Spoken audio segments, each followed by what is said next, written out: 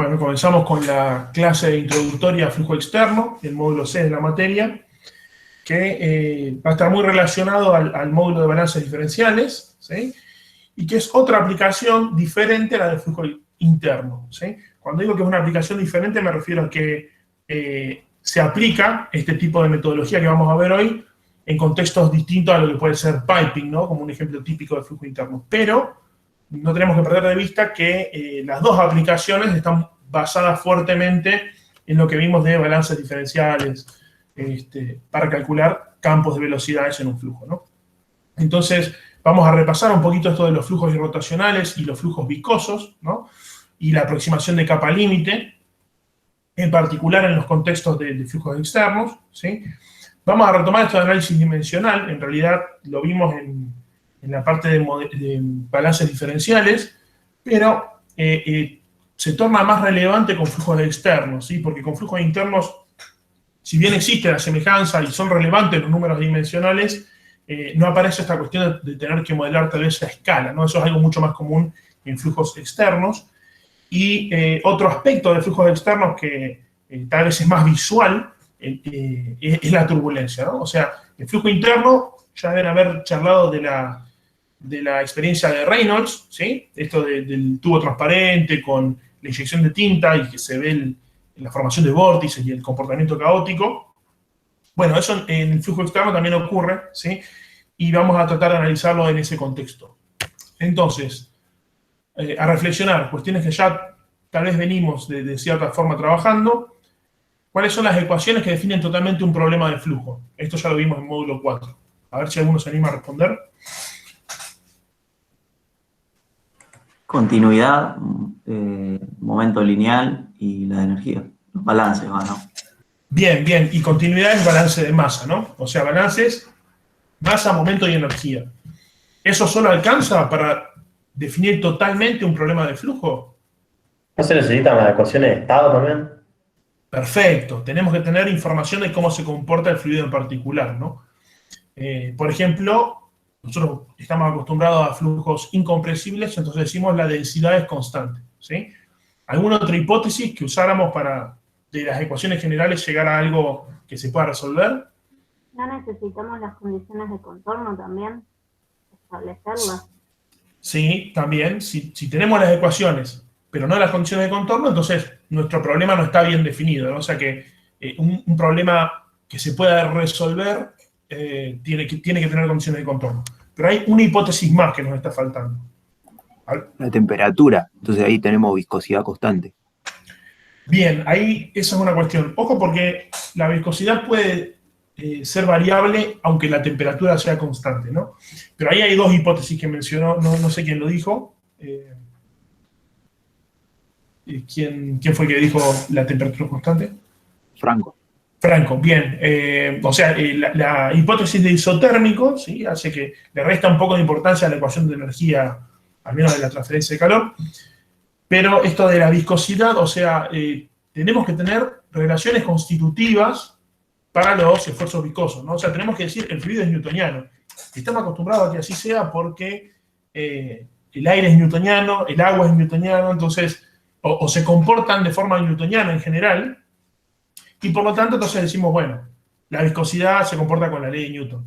Pero no es menor, ¿sí? O sea, todas estas hipótesis son necesarias, además de las ecuaciones generales de balance y las condiciones de contorno, como mencionó Julia, para poder definir totalmente el problema de flujo que vamos a resolver, ¿sí?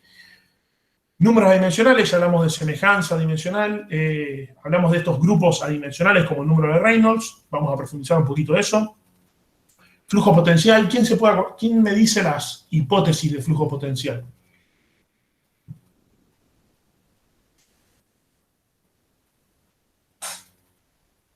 Algunas.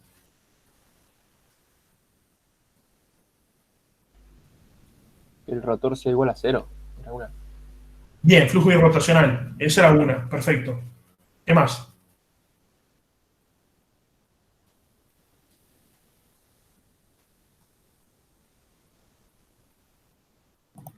Estacionario. Bien, bien, trabajamos con estacionario. Falta una, importante.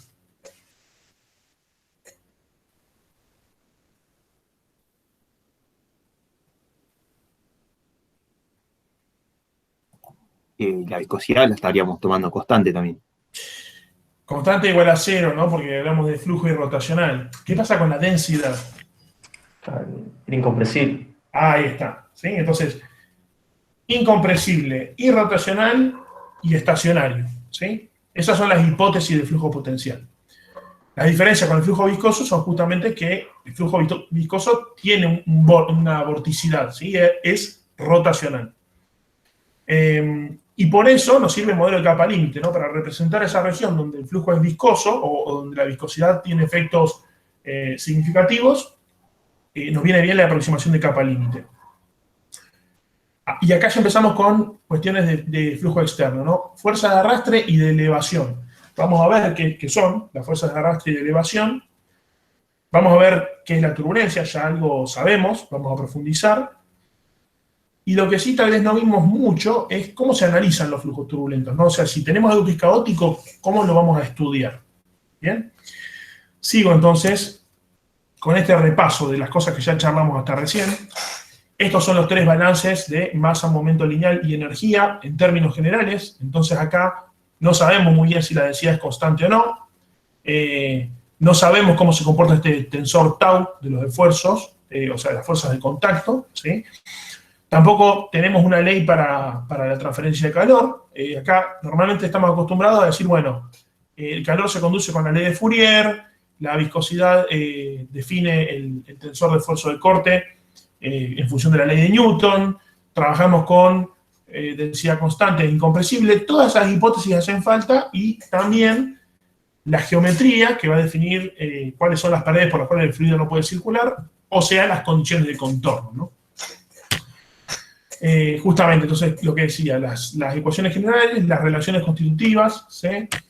Y ahí llegamos a ecuaciones más sencillas o mejor definidas, como por ejemplo acá hablamos de las regiones indícidas de flujo, ¿no? O sea, esta ecuación que está aquí vemos que no tiene el término de difusión por viscosidad, o sea, no aparecen los esfuerzos de corte, la única fuerza de contacto es la de presión, ¿sí?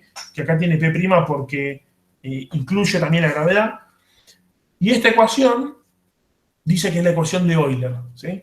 Con la salvedad de que si partimos de la ecuación de Navier-Stokes, acá ρ es constante, ¿no? Y esta, justamente, como tiene las mismas hipótesis que la de flujo potencial, excepto que hay un término de derivada temporal, ¿no? Pero si consideramos esto más estacionario, volvemos a tener algo equivalente a flujo potencial, ¿sí? Ese es un poquito el camino que fuimos haciendo siempre. Acá, estas son las ecuaciones de Euler, o sea, a nivel de los tres balances de conservación, flujos que son invícidos, ¿sí? Fluido ideal significa viscosidad igual 0, ¿no? Acá puede ser compresible, todavía no hablamos de eso, ese es el módulo que sigue, flujos compresibles, ¿sí? Pero bueno, las ecuaciones de Euler permiten una variación del ρ, por ejemplo, dado por la ecuación constitutiva de gas ideal, ¿sí? Este es un modelo específico. Hablamos también de función línea de corriente, ya cuando vimos flujo potencial, ¿sí? ¿Se acuerdan que esta función línea de corriente es un campo escalar? Y que en los casos bidimensionales nos permite definir el campo de velocidades con estas derivadas parciales, ¿sí? Recuerden, aprovecho para recordarles, sino que, ojo con este psi, que no es igual al potencial phi, ¿no? O sea, esto que tenemos acá, fíjense que U es la derivada de psi respecto de I, ¿no? Y en el flujo potencial teníamos un potencial phi y U era la derivada de phi respecto de X, ¿sí? O sea, no son el mismo campo escalar, ¿no? Todas estas cosas, como decía, ya las vimos, estamos a modo de repaso. La utilidad de la función línea de corriente era que nos permitía definir líneas de corriente, ¿sí? Eran las líneas, en el caso bidimensional, donde la función línea de corriente es constante, ¿no? Entonces, ¿cómo veíamos eso? Justamente porque un diferencial de función línea de corriente se escribía de esta manera, y entonces, si cumplimos esta relación entre U y V y los diferenciales de desplazamiento, tenemos que el diferencial de psi es 0, ¿no? Estas son cuestiones matemáticas, pero las traigo a colación porque es interesante siempre, una vez que uno ya entendió la física del problema y entendió que es este psi, que justo se pronuncia parecido a phi, ¿no? Pero es psi. Está bueno volver a la matemática y tratar de en la ecuación darnos cuenta de por qué se cumple lo cualitativo que vimos de la función línea de corriente, ¿no? O sea, tenemos que entender que esta ecuación que está representada acá del lado izquierdo es el diferencial de función línea de corriente, o sea, un salto infinitesimal cuando nos movemos infinitesimalmente por una línea de corriente, ¿sí? Que nosotros la habíamos definido ya antes de esta forma, pero es equivalente. Fíjense que uno puede trabajar algebraicamente la ecuación de la izquierda y la de la derecha y son lo mismo, ¿sí? Entonces, un poco para tratar de darle sentido a las ecuaciones que vimos en su primer momento, siempre retrabajarlas desde el punto de vista conceptual, ¿no? Bien. Entonces, hablamos de función línea de corriente y decíamos, bueno, ¿existe ese campo escalar? Sí. Ahora, en el caso, esto existe siempre, ¿no? O sea, siempre que haya un campo vectorial UV, yo puedo definir un campo escalar psi tal que cumpla esta relación, ¿no? O bueno, la que habíamos definido acá arriba, estas dos relaciones. Para cualquier U y V que correspondan a un flujo incompresible bidimensional, se puede definir esto. Ahora, si además de incompresible el flujo es invícido, viscosidad cero, aparece flujo potencial, y fíjense que acá está un poco lo que decíamos antes, de que para la función potencial phi, la velocidad es el gradiente de phi, ¿sí? O sea que la U, lo voy a escribir acá al lado para que recordemos, acá U es igual a la derivada de phi respecto de x, y B es la derivada de phi respecto de y, ¿sí? Y esta función phi potencial cumple la ecuación de Laplace. ¿Bien? Entonces, en un campo escalar estamos concentrando toda la información del campo de velocidades y además tenemos una ecuación diferencial muy bonita que es homogénea y lineal. Entonces, ¿qué valía sobre estas ecuaciones lineales? ¿Qué principio? El de superposición. Exactamente. Entonces, eso era una gran ventaja porque usando el principio de superposición podíamos construir soluciones como combinaciones lineales, decíamos, de otras soluciones de flujo potencial, ¿no? O sea, si el flujo uniforme o estas fuentes o estos vórtices, ¿no?, son soluciones de flujo potencial, cualquier suma de estos tipos de flujos también es solución, ¿no? Y aparte habíamos hablado de que es más fácil trabajar con potencial y con gradiente en el caso tridimensional, ¿no?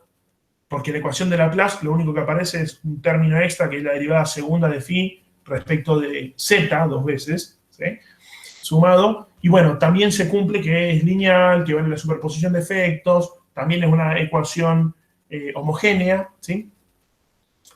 Y justamente como comparten las hipótesis con la ecuación de Bernoulli, si tenemos un flujo potencial, además podemos aplicar Bernoulli, ¿sí?, que se acuerdan que habíamos dicho, lo usamos para, por ejemplo, calcular el campo de presiones en función del campo de velocidades, ¿sí?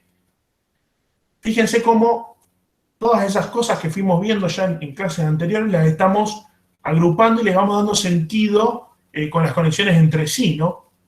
O sea, para retomar eso, la ecuación de Bernoulli la habíamos visto como un balance de energía, ¿no?, en un caso de flujo invícido, estacionario e incompresible, ¿sí? O sea, es invícido, estacionario, incompresible. Son las mismas hipótesis que en flujo potencial. Entonces, valen las dos ecuaciones en simultáneo, porque tienen las mismas hipótesis. Y como con flujo potencial, acá yo puedo calcular el campo de velocidades V, ese mismo V, esto de acá arriba, es el gradiente de phi, ¿no? Entonces, puedo resolver primero el flujo potencial y después calcular la presión con el campo de velocidades que me dio el flujo potencial, ¿sí? Fíjense cómo estamos teniendo un montón de herramientas que las podemos usar juntas, ¿bien?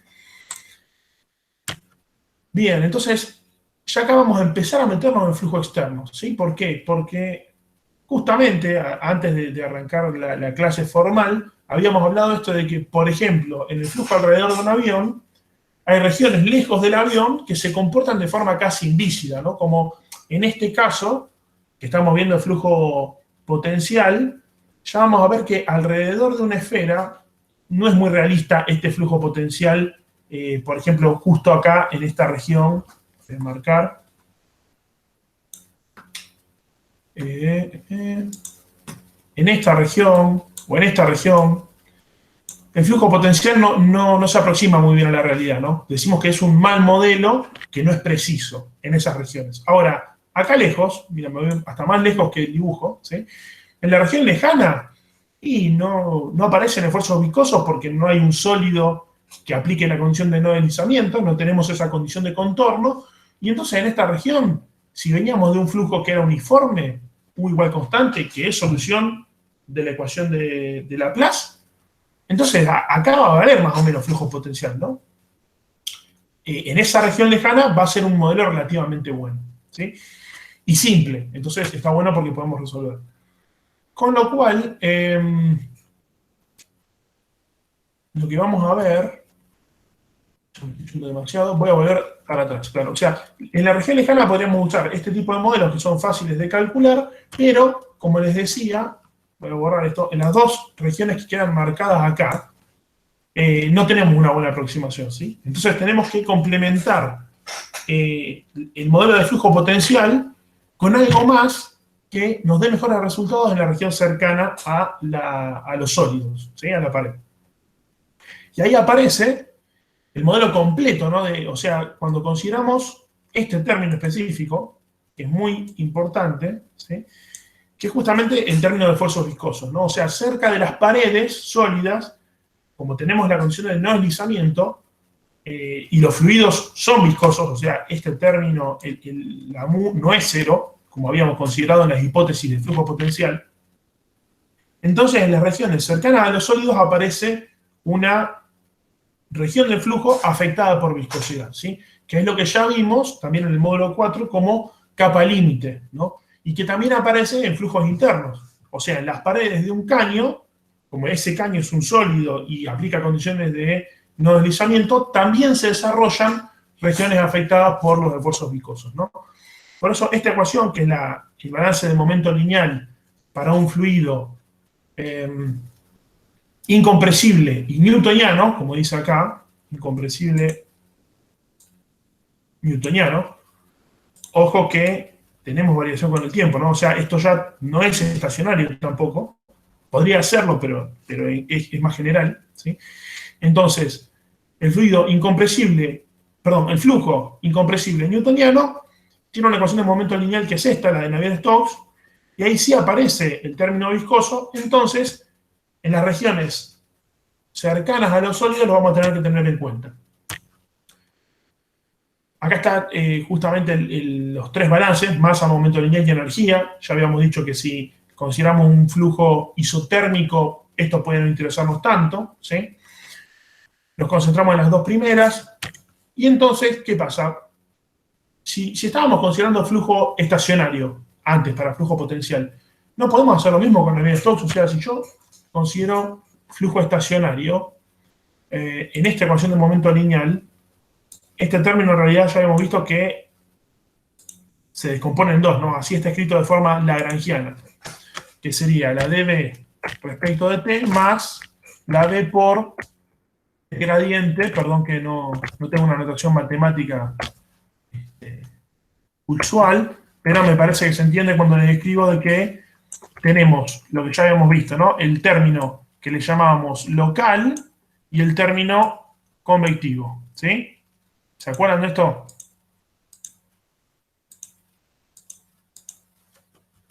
Sí, sí. Bien. Entonces, estacionario significaría que este primer término es cero, ¿no? Con lo cual nos quedaría el término convectivo. Pero ¿qué pasa? Acá voy a hacer una suposición más fuerte. Voy a decir, justamente, es algo que también ya charlamos y que lo vieron en el flujo interno. Si el número de Reynolds es pequeño, entonces,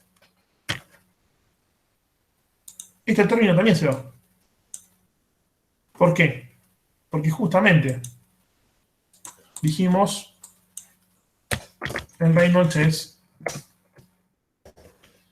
mucho menor que un valor.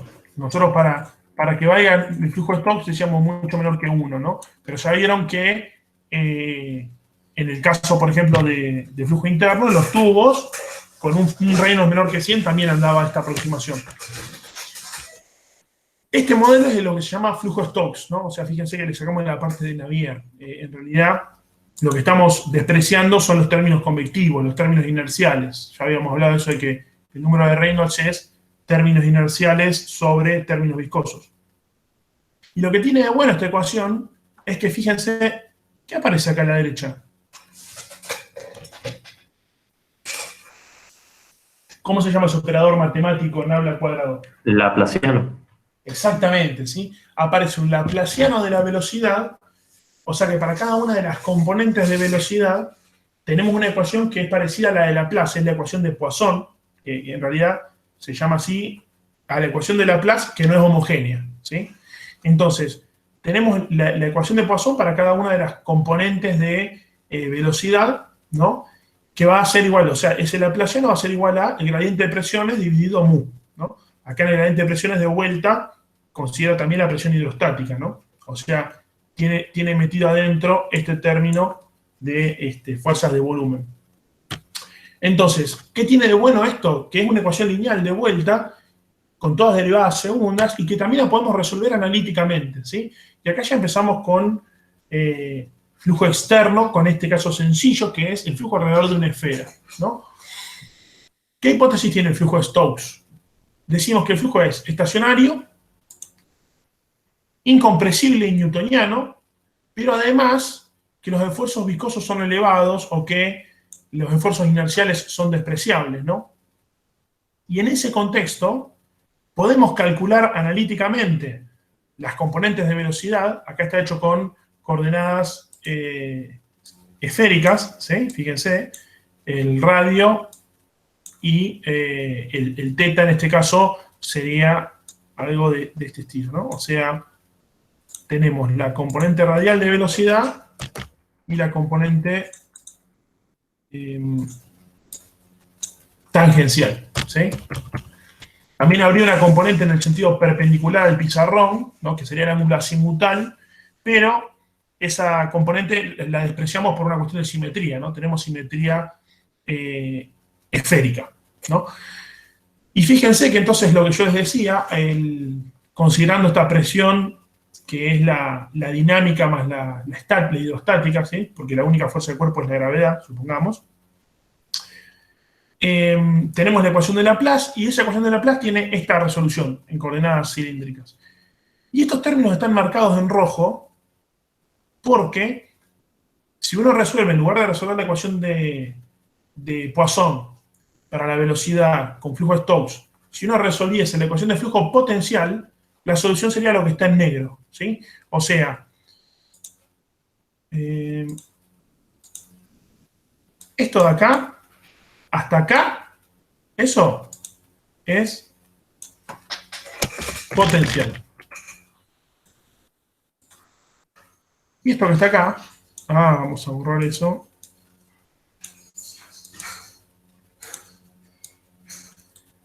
Esto es lo que se agrega cuando uno considera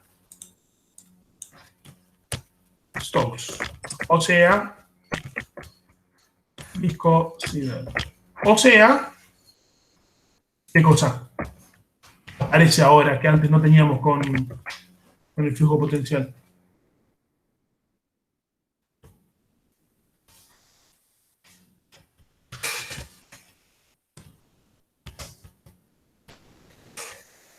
No sé si lo llegan a ver, así que lo voy a correr. La capa límite, ¿sí? O sea, este término que está acá está representando, en nuestro caso, cómo es la influencia de la viscosidad en el flujo alrededor de una esfera, ¿no? Y la parte donde nosotros teníamos un error grande era la región cercana al sólido, porque ahí no estábamos considerando el efecto de las fuerzas viscosas, que es este, ¿sí? Si la solución del flujo potencial son todos los términos en negro, Entonces, este único término lo que representa es el efecto de la viscosidad, ¿no? Y lo que tiene interesante agregar esto y tener el campo de velocidad es que uno puede, por ejemplo, calcular las fuerzas que están actuando por el flujo sobre la esfera, ¿no? Que esas fuerzas en flujo externo usualmente se llaman fuerzas de arrastre, ¿no? O fuerzas de drag. Acá está escrito, fuerza de arrastre, que es F sub D, porque es fuerza de drag. Drag es arrastre en inglés, ¿no?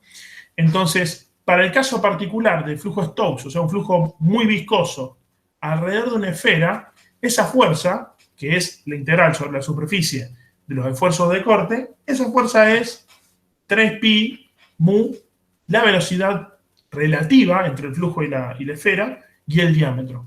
¿Sí? Un poquito por acá. Fíjense que uno puede definir la fuerza de drag en estos términos, decir, bueno, yo voy a considerar que la fuerza de drag es un coeficiente por el área por ρb cuadrado sobre 2, ¿sí? Y si tengo en cuenta esto así, para el caso de la esfera, este coeficiente de drag tiene que ser 24 sobre el número de Reynolds, ¿sí? Y esta aproximación vale solamente para valores de Reynolds muy bajos porque es donde el flujo de Stokes es preciso, ¿sí? ¿A qué les hace acordar esto de algo que es inversamente proporcional al Reynolds? Algo que viene en el flujo interno.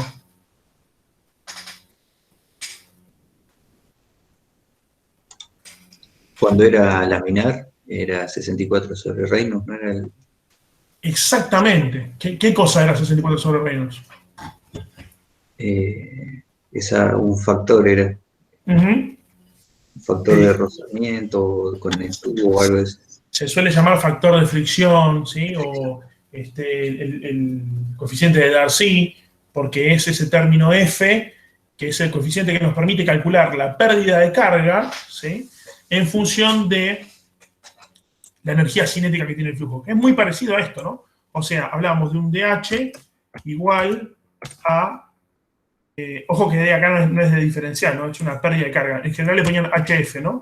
Como pérdida de carga por fricción, que era F por L sobre D por B cuadrado, B cuadrado sobre 2G.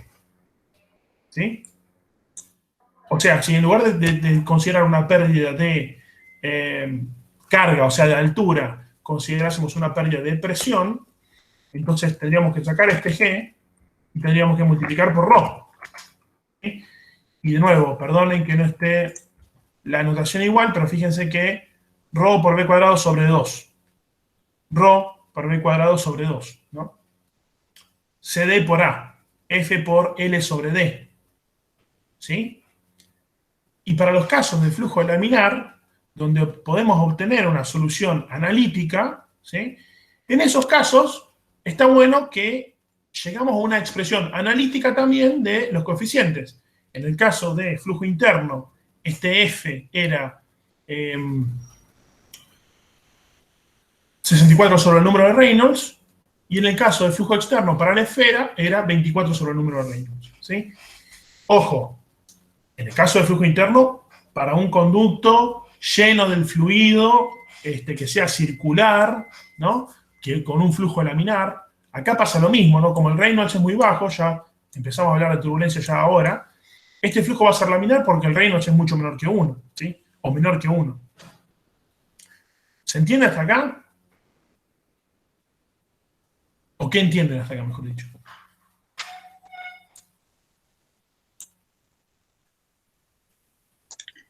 Sí, profe, se entiende. Igual, de vuelta, ¿no? Esa velocidad V relativa de la esfera con el fluido. Sí. ¿Dónde la tomo? Bien, muy buena pregunta. Yo decía, y está bien dicho también, velocidad de la pelota. No sé si hablamos ya del efecto Magnus. ¿Hablamos del efecto Magnus? Me parece que no. Bien, entonces después les voy a compartir un video sobre eso. Fue el otro día Si no era el video de la pelota. Esta, la Sí, lo pelota. dijimos.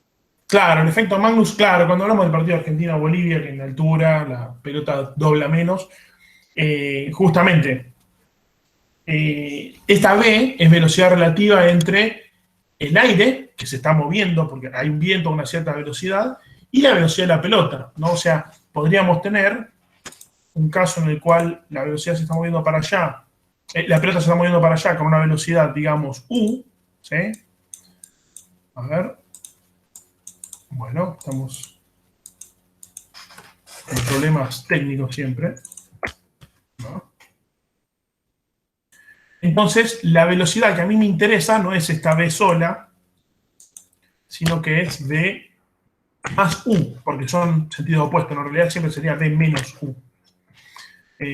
Si estuviésemos hablando de que la velocidad de la pelota, por ejemplo, es para allá. ¿Sí? Acá podríamos hablar, si quieren, de un viento de cola a la pelota. El viento empuja la pelota en el sentido que ya se está moviendo, ¿no? Pero bueno, sí, esa sería la velocidad relevante del problema, es la velocidad relativa entre el flujo, en realidad, y el objeto que estamos analizando, ¿sí? En el caso de un avión, por ejemplo, si tenemos un viento de frente de 10 km por hora y el avión se está moviendo en sentido opuesto al viento a 300 km por hora, la velocidad relevante para nosotros es 310, ¿sí? Porque es la velocidad relativa entre el avión y el viento. ¿Se entiende? Está bien. O sea que la velocidad del viento la tendría que medir aparte, ¿no es cierto? O sea, con dos instrumentos distintos, ¿no es cierto? Digo, porque, por ejemplo, el avión, si yo tomo la velocidad relativa del avión con el aire, Sí. tengo que elegir el punto en el que tengo que poner el pitot en el avión, porque si no me va a dar una velocidad que no puede ser la real, ¿no es cierto? Bien, el pitot mide siempre la velocidad relativa, ¿no? Porque acuérdense cómo funciona. El tubo de pitot lo que hace es, tiene un punto de estancamiento en la punta del pico, ¿sí? Entonces ahí, toda la energía cinética que tiene el flujo, ρ cuadrado sobre 2, se traduce en una presión dinámica, porque en la punta del pitot la velocidad relativa es siempre cero. Ahí hay condición de no deslizamiento, ¿sí? Claro, sí. Yo lo que digo en realidad es que con esto de que tengo que elegir dónde quiero poner el pitot, dónde tengo que poner el pitot para medir la velocidad, que si lo pongo en la trompa, capaz que en la punta del avión, capaz que no mide la velocidad que tiene que medir. No sé si me explico. Sí, entiendo lo que decís. De nuevo, o sea... Igual capaz que Sí, a ver. me fui mucho de lo que quería preguntar. No, está bien la pregunta, está buena la pregunta porque también nos da esa noción de que el flujo no tiene una sola velocidad, es un campo de velocidades, ¿no? Entonces, fíjense que acá tenemos estos dr y bθ, que son las dos componentes, y cambian en el espacio. O sea, en magnitud cambian, por ejemplo, con la distancia al centro de la esfera, ¿sí? Así que no es menor lo que vos decís. Creo que es Damián el que está hablando. Pero, por ejemplo, en este caso, si yo pusiese el tubo de pitot justo acá en el frente de la esfera, la velocidad ahí de flujo es cero. Ese es un punto de estancamiento, ¿sí? ¿Qué velocidad es cero? La velocidad en el sentido radial, o sea, justo en el sentido que está puesta acá. Ahora, la velocidad en el sentido tangencial de esto, bueno, también es cero, porque justo, de hecho, tengo la condición de no deslizamiento, ¿no? Justo sobre la superficie de la esfera, la velocidad relativa es cero. Fíjense que R grande va a ser igual, o R chico va a ser igual a R grande, entonces acá tengo 1 menos 1/4 menos 3/4, me da 0. ¿Sí? O sea que la velocidad que me tendría que medir el tubo de pitot si estuviese justo sobre la superficie sería 0. ¿Sí? Pero bueno, se supone que en un avión uno sabe aproximadamente cómo es la aerodinámica y cómo son las velocidades, y uno tiene una aproximación de cómo es la velocidad relativa del avión con el aire en función de la velocidad que yo estoy midiendo, ¿no? Por ejemplo, lo pongo en el punto más alto del fuselaje del avión, que yo sé que es donde va a tener la velocidad máxima, y si estuviésemos hablando de este tipo de flujo, estamos hablando de la velocidad máxima en el sentido tangencial. Acá tenemos el seno de teta, esto no está pegado, ¿no? Y no es una esfera, pero la velocidad máxima que tengamos, supongamos por acá arriba, ¿no? Supongamos que este término es despreciable y te termina quedando algo del estilo de 1 menos algo más chico que 3/4, ¿sí? O sea, se hace una estimación de ese estilo. Sí. Profe, una pregunta, y si lo pones en la punta pero que salga para afuera tipo un pitito, ¿ahí te serviría?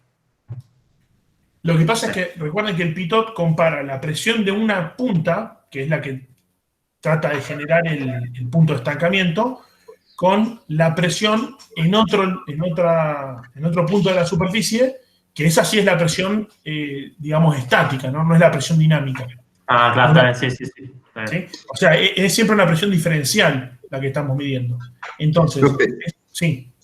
Sí, y una última y no molesto más.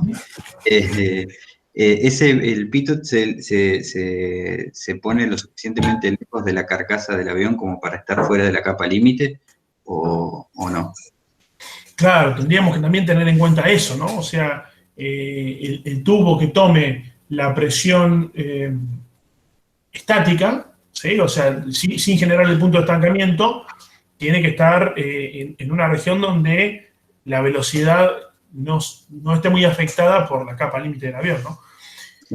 También hay una cuestión práctica, uno no puede estirar un tubo 2 metros lejos del fuselaje del avión nomás para medir la velocidad.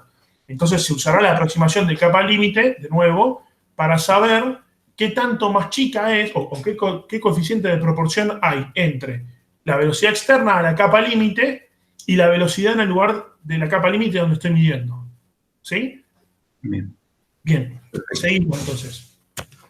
Estamos hablando de esto de que en el flujo externo usualmente tenemos un Reynolds muy alto, entonces no podemos calcular todo el campo de velocidades con algo del estilo del flujo de Stokes, porque esta hipótesis no funciona, ¿sí? En el caso del avión, por ejemplo, el número de Reynolds no va a ser menor que 1. Entonces, ¿qué aparece ahí? Justamente aparece la aproximación de capa límite, ¿no? Y estuvo buenísima la pregunta de Damián porque nos trae un poco a esta cuestión de que a mí me interesa la velocidad en esta región de acá afuera, esta U grande, ¿sí? La velocidad del flujo uniforme, pero yo voy a medir acá. Y fíjense que acá hay un perfil de velocidades, que ya analizamos cuando vimos capa límite, y la velocidad acá abajo es bastante más chica que la de acá arriba, ¿no? Entonces, ¿qué está pasando acá? Y fíjense que algo que no vimos veces anteriores, acá ya se empieza a analizar cómo cambia la capa límite cuando tenemos distintos perfiles de presión en la parte exterior, ¿no? Nosotros habíamos trabajado sobre este primer caso, que es cuando la presión externa es constante, ¿sí? Porque habíamos supuesto que la U grande era constante, entonces si se acuerdan del modelo de capa límite, la presión la cambiábamos por una U grande, ¿sí? Por la derivada de U respecto de X. Y la derivada de U respecto de X era 0 porque suponíamos flujo uniforme, entonces el gradiente de presión era 0, ¿sí? O sea que era este primer caso, el modelo de capa límite que habíamos considerado nosotros, ¿sí?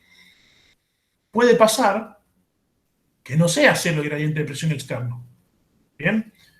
Puede haber algún campo de presiones alrededor de, por ejemplo, el avión, ¿sí? Que ya vamos a ver por qué está dado, y entonces la presión se dice aguas arriba, o sea, antes del flujo, en esta región, esto es aguas arriba, vamos a mostrar acá, o viento arriba, aguas arriba, se dice de varias formas.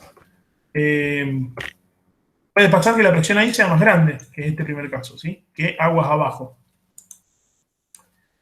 Entonces aparece un gradiente de presión que tiene un comportamiento similar a algo que ya vieron en el flujo interno, que es flujo Poisson, ¿sí? Entonces, ¿qué pasaba? Bueno, aparece un perfil de velocidades que tiene, en el caso del flujo Poisson era esta parábola, ¿sí? Una variación cuadrática con la altura, ¿bien? Y acá no tenemos la superficie superior, valga la redundancia, que se puede estar moviendo a una velocidad v. Entonces acá va a tender de vuelta a la velocidad de flujo externo, porque la condición de arriba en la superficie de la capa límite es una condición de Neumann, ¿sí? Es una condición de gradiente cero. Acá arriba, justo en la superficie de la capa límite, que en realidad acá sería para este perfil de velocidad sería acá, ¿no? Acá la velocidad tiene que ser, justo no le dicen en escala, ¿no? Pero debería ser U. ¿Se entiende por qué? ¿Quién se anima a decirme por qué? Ahí donde se termina la capa límite, la velocidad tiene que ser la de flujo externo. Porque como que no tuvieras viscosidad, digo. Claro, si es despreciable el esfuerzo viscoso, entonces tiene que ser despreciable el gradiente de velocidad en ese sentido. Y un gradiente de velocidad despreciable es un gradiente de velocidad casi cero, ¿sí? O sea, acá, a ver, bueno, acá voy a reemplazar esto, es como si uno tuviese una du respecto de I igual 0. Ojo. ¿Sí? Pero cuando yo digo, la capa límite terminó, es por eso. ¿Bien? Y como les decía, el comportamiento de esta capa límite cambia si existe un gradiente de presión externo. Entonces, si tenemos una presión mayor aguas arriba, es como que la pendiente se hace más pronunciada, ¿sí? Es como que el flujo, a medida que se aleja de la pared, acelera más rápidamente. Fíjense que acá aparece una parábola y acá aparece como una exponencial de mayor potencia, ¿no? O sea, esto es un x cuadrado, esto es un x a la cuarta, ¿sí? Más o menos. Acá hay un video explicativo que lo tienen subido en la presentación y está también en la guía de clase, en la lista de reproducción de videos, ¿sí? Y bueno, explican cada uno de estos casos con mayor detalle. Yo quería un poco hacer el resumen, ¿no? Es muy interesante también el paralelo que plantea con flujo Couette y con flujo Poiseuille. Fíjense que cuando no hay gradiente de presión tenemos algo, en este caso que es cuadrático, en este caso que es lineal. Cuando aparece un gradiente de presión, acá tenemos algo que es de una potencia mayor a 2, más que cuadrático, que aparece cuadrado, ¿sí? Por las condiciones de contorno, ¿no? O sea, esto es importante marcar lo que dijo Julia al principio.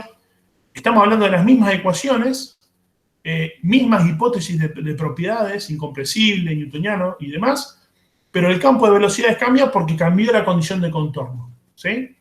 La de presión es la misma, supongamos que son las mismas presiones aguas abajo y aguas arriba, pero como puse arriba una placa sólida, entonces el perfil de velocidades, el campo de velocidades cambió, ¿no?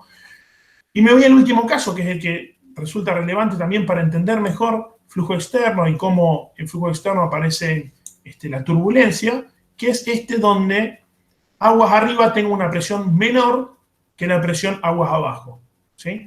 No sé si llegan a leer qué dice ahí. ¿Ahí ya leer? Reverse flow, dice. Bien. Flujo inverso. Sí. Exactamente. Flujo inverso o flujo invertido o flujo reverso. ¿Por qué? Porque si existe una presión más alta aguas abajo, el fluido viene con el sentido de la U grande, ¿sí? De izquierda a derecha, pero en la región cercana a la pared, la velocidad de la pared es 0, porque es condición de no deslizamiento y la pared está quieta, ¿sí? ¿Y qué pasa?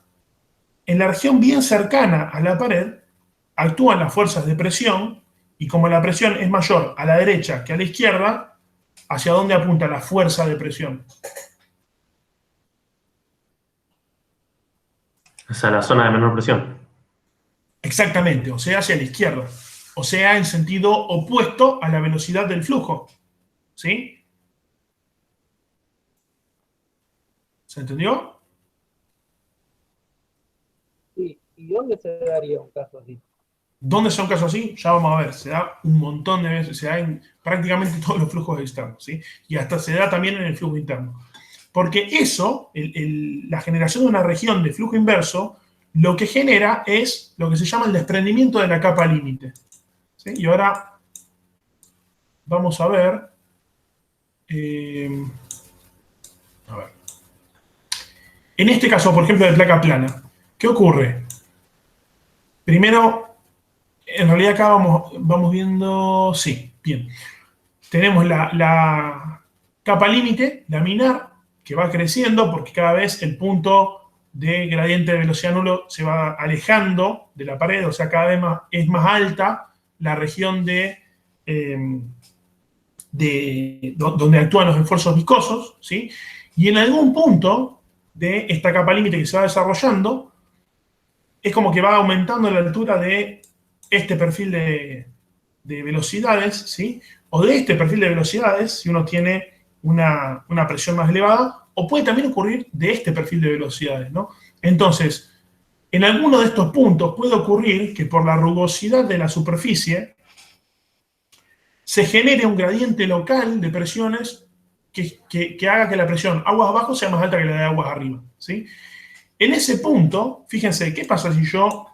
A ver, voy a hacer...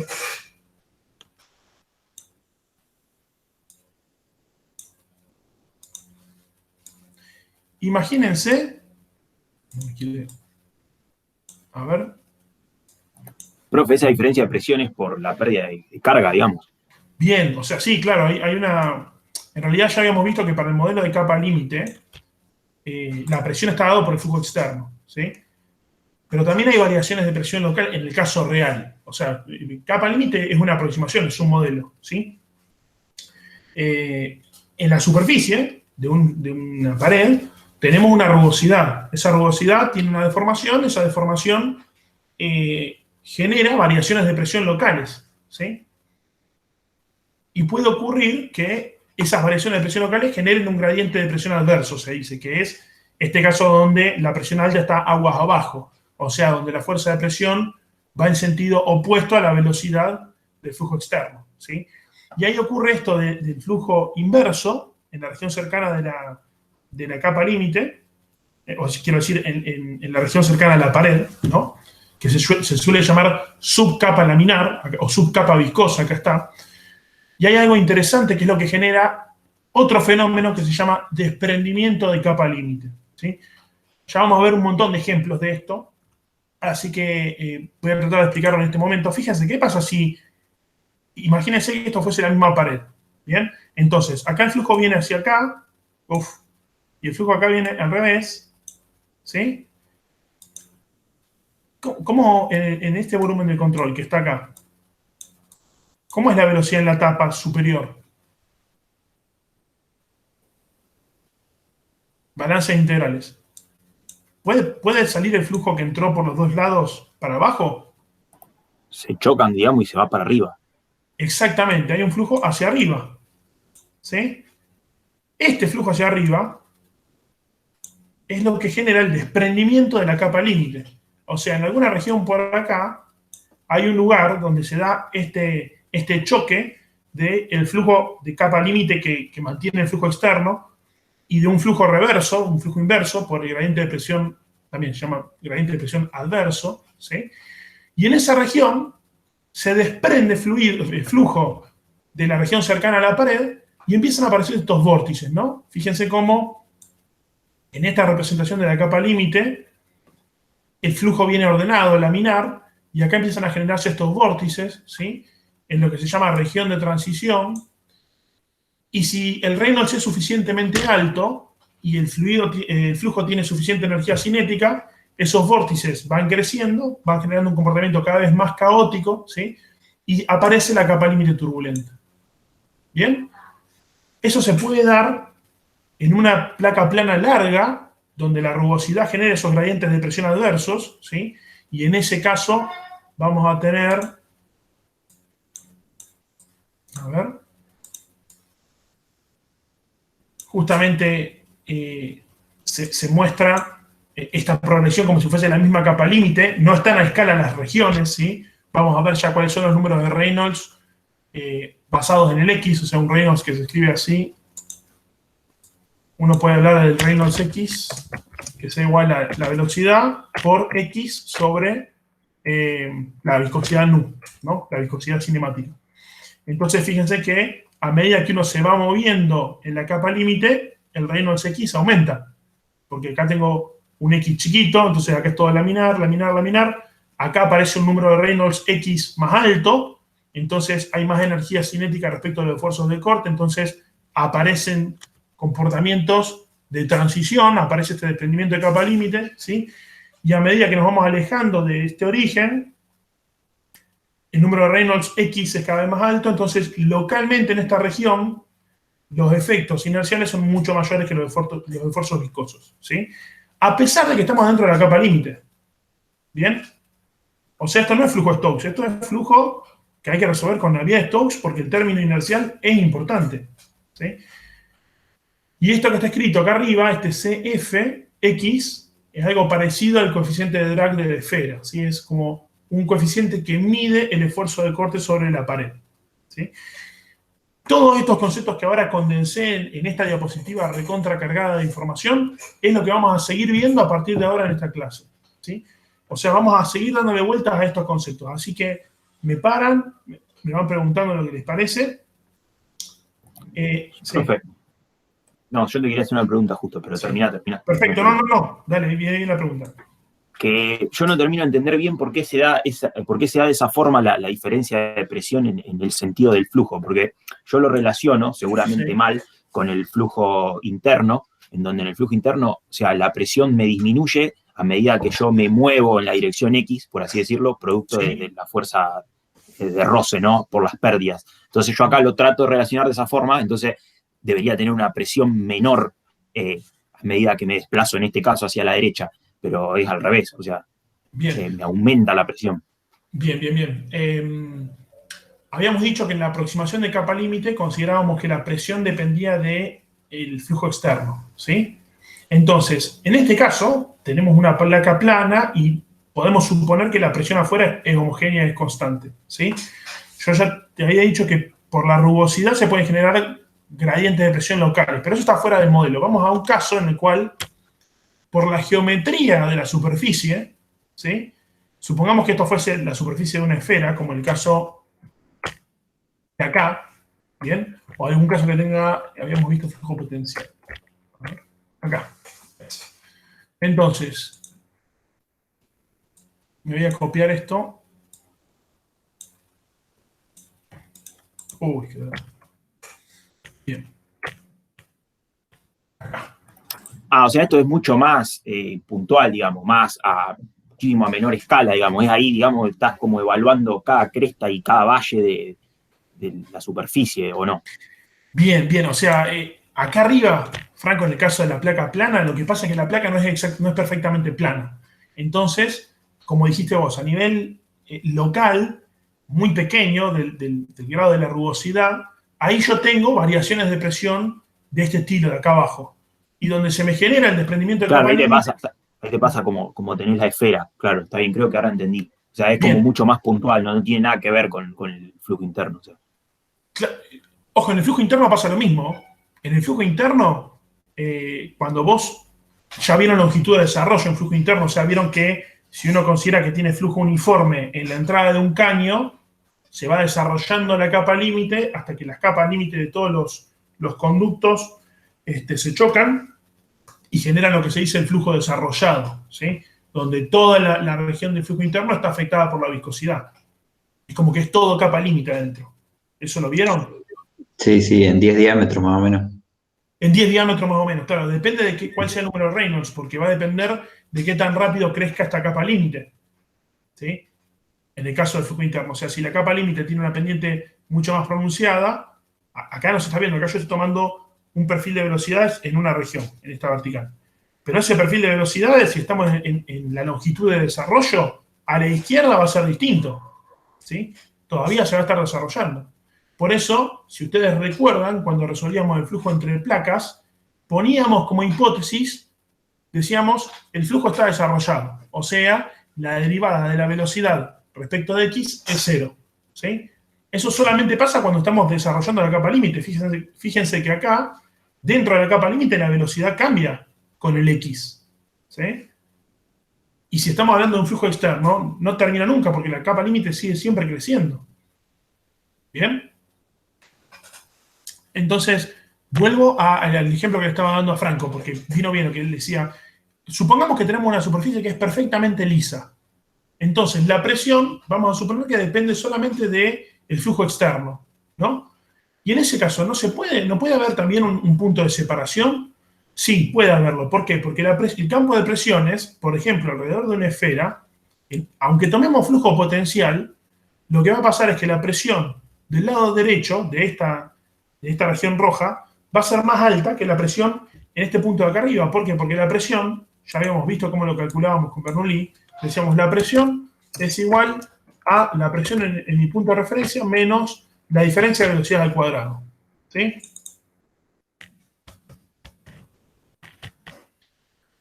¿Se acuerdan de esto? Habíamos visto una fórmula parecida a esta. Aparece, supongamos que esta es la presión en el punto de estancamiento, al revés. Entonces la presión es,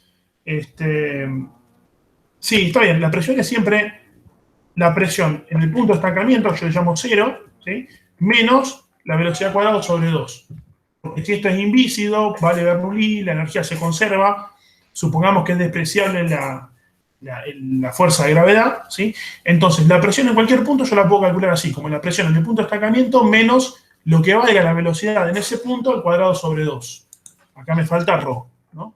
Pero bueno, no importa. ¿Por qué no importa? Porque fíjense que la velocidad en este punto es la velocidad más alta del campo de velocidades, ¿sí? Si se acuerdan de la solución, el Bθk era máximo, ¿sí? Entonces, a la derecha, la presión tiene que ser más alta porque la velocidad va a ser más baja, ¿sí? Con lo cual, tengo un caso como este. Tengo la velocidad máxima por acá, se está moviendo para la derecha.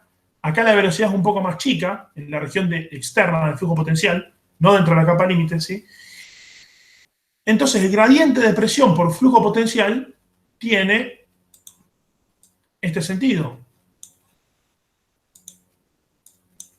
Esto es el grado de presión hacia allá. En la parte de flujo externo, si decimos que es flujo externo, quiere decir fuera de la capa límite, ¿no? Si decimos que es como el flujo potencial, no me pasa nada. Pero acá, en la región cercana a la capa límite, ese gradiente de presión adverso actúa, me genera el flujo revertido, el flujo inverso, me genera una zona de recirculación y aparece el punto de separación, ¿sí? Sin necesidad de que haya rugosidad ni nada. César. Sí. El efecto de la pelota de golf también tiene que ver algo con la separación de capa límite, ¿no? ¿A qué le llamas el efecto de la pelota de golf? Y todos los hoyuelitos que tiene la pelota para que viaje más. Sí, perfecto. Ya vamos a ver por qué a veces conviene inducir estos gradientes de presión adversos, ¿sí? Porque fíjate, está muy buena la pregunta. ¿Quién la hizo? Jordi. Jordi, genial, buenísimo la pregunta. O sea, ¿qué pasa en el agujerito que tiene la pelota de golf? Ahí, la velocidad Pasa de la... que la Sí. hacen rotar, cuando le pegan a la pelota la hacen rotar, entonces de una manera que viaja más, hace más larga la trayectoria. El palo de golf tiene una forma específica que cuando lo golpea la pelotita la hace rotar. Bien, eso tiene que ver con otra cosa que es el tema del efecto Magnus, que si vos lo haces rotar, digamos, en un sentido particular, Se sustenta más tiempo en el aire, ¿no? va a aparecer una fuerza vertical diferente, claro. Pero lo que dice Jordi de todo el efecto de los agujeritos, ¿sí? Yo lo que le digo es, en los agujeritos, la velocidad, ¿qué es? Es casi cero, ¿sí? O sea que la presión en los agujeritos es casi máxima. O sea que cada uno de esos agujeritos induce un punto de separación, ¿sí? Entonces, es como que está generando desprendimientos de capa límite alrededor de la pelota, en todos lados. ¿Bien? No recuerdo, a ver si tenemos acá. Sí. Voy a recortar. Ah, bueno, ahí se ve. O sea, Sí. no, que iba a preguntar si esa región que nos mostrabas ahí, profe, puede ser, digamos, milímetros o puede ser, no sé, micrones. O sea, eso puede pasar en el caso de la pelotita que es visible o puede ser, no sé si sería por efecto de la rugosidad mucho más chico. Bien, fíjense que acá aparece este coeficiente CF que va a estar relacionado al coeficiente de drag. Y fíjense cómo pasa lo mismo que pasaba con el diagrama de Moody, ¿no? Depende de la rugosidad que uno tenga, el coeficiente de drag que va a tener. Y fíjense que hay casos, o mejor dicho, a partir de cierto número de Reynolds, ¿sí? El coeficiente de drag turbulento es más alto que el laminar, ¿no? Ahora, más o menos, depende de cuál sea el número de Reynolds. Fíjense que acá el número de Reynolds está en el orden de 100.000, ¿no? O sea, 10 a la 5. Pero después de cierto número de Reynolds, cuando tenemos una rugosidad relativamente alta, ¿sí? El coeficiente de drag es constante. Y a veces nos conviene tener un coeficiente de drag constante, un flujo constante alrededor, en lugar de que empiece a haber desprendimientos de vórtices. O sea, volviendo un poco al problema que planteaba Jordi, todo el flujo alrededor de la pelota de golf, por más que la pelota de golf sea simétrica, es algo complejo, porque aparece la turbulencia, ¿sí? Y aparecen estas capas límites y el desprendimiento de capa límite, y en ese contexto, uno no sabe bien en qué punto de este diagrama se está parando, ¿bien? Y no es lo mismo pararse en un punto del diagrama con este número de Reynolds, donde el flujo va a ser turbulento, y acá no tenemos ni siquiera información de qué pasa con la geometría, ¿no? Entonces, creo que más adelante tengo el efecto de la separación en el flujo alrededor de una esfera es que se generen estos vórtices, ¿no? Y estos vórtices generan un aumento o una caída de la presión en función de cuál sea la velocidad del campo de velocidades en cada región, ¿no? Dependiendo de cómo sean esos vórtices, la fuerza de drag neta sobre la pelota va a ser diferente, ¿no? Y eso es un poco lo que se estudió cuando se diseñó la pelota de golf. Se estudió que para que viaje más lejos, para que la fuerza de drag total efectiva sea más baja, lo que hay que inducir es la separación en todo lado alrededor de la pelota, ¿no? De la esfera. Por eso hay agujeritos en la región acá de adelante y entonces va a haber separación de capa límite en esa región también, que lo que puede pasar, algo que acá no se ve, es que el flujo se vuelva a adherir, o sea, que no se desprendan vórtices, sino que se genere un vórtice, pero que después se mantenga adherida a la capa límite a la pelota, ¿no? No sé, Jordi, si se entendió lo que te quise decir. Sí, entendí como que se generan pequeños vórtices para que a su vez se mantenga la capa pegada, digamos. Claro, eso puede ser una estrategia que también se usa, por ejemplo, en los aviones. O en los aviones, a veces lo que se hace es tener como orificios en los cuales se puede hacer depresión para mantener la capa límite adherida y evitar este tipo de vórtices. ¿Por qué quiero evitar este tipo de vórtices? Porque me generan una presión baja, aguas abajo, y entonces, si la presión en esta región verde es más baja que la presión en esta región que ahora coloreé en rojo, ¿qué pasa? La fuerza de presión hacia allá va a ser mayor, ¿no? O sea, yo lo que necesito para que la fuerza de drag sea mínima es que la presión alrededor de la pelota sea lo más uniforme posible. Siempre va a ser más baja aguas abajo, ¿no? Porque siempre va a haber una pérdida de energía en este sentido, porque los flujos no son invícidos ideales, son viscosos, ¿sí? Y de hecho, justamente, si el flujo fuese flujo potencial, invícido, aparece lo que se llama la paradoja de D'Alembert, de que si calculamos con Bernoulli las presiones antes y después de la pelota, nos van a dar iguales, ¿sí? Porque la energía es igual antes y después de la pelota. Entonces, la fuerza neta de presión en el caso invícido es cero. Y esto está muy mal. Lo que D'Alembert, que fue el físico matemático que lo descubrió esto, lo que decía es, si el modelo de flujo potencial fuese verdad, nosotros tiraríamos una pelota en el río, ¿sí? Y la pelota no se movería, porque la corriente de agua no la podría arrastrar, porque el flujo sería invícido y entonces las presiones aguas abajo y aguas arriba de la pelota serían iguales y no habría una fuerza que lo desplace. ¿Se entiende? Sí. Bien. Fíjense que todavía estamos trabajando siempre con lo mismo, ¿no? Flujo potencial en la región externa de la capa límite, flujo viscoso dentro de la capa límite, ¿sí? Acuérdense que un modelo más preciso sería resolver Navier-Stokes en todo el dominio, pero ya vimos que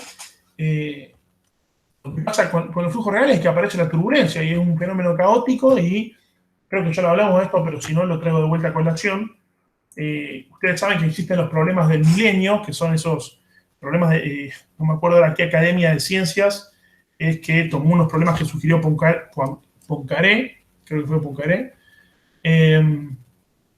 y uno de esos problemas que si los llegás a resolver te dan $1 millón, creo que es, es demostrar que las ecuaciones de Navier-Stokes tienen solución. No encontrarla, demostrar que tengan solución. O sea, no estamos seguros de que las ecuaciones de Navier-Stokes tengan solución analítica. Eso no está demostrado matemáticamente, ¿sí? Podría haber casos en los cuales no tenga solución. ¿Por qué les traigo esta relación? Porque fíjense qué difícil que es la ecuación de Navier-Stokes.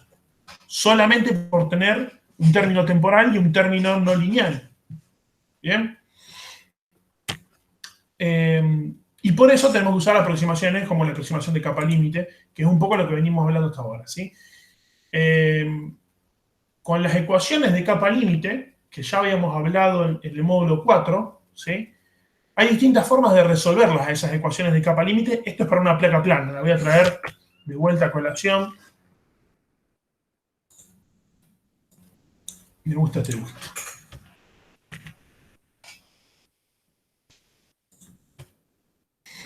Bien.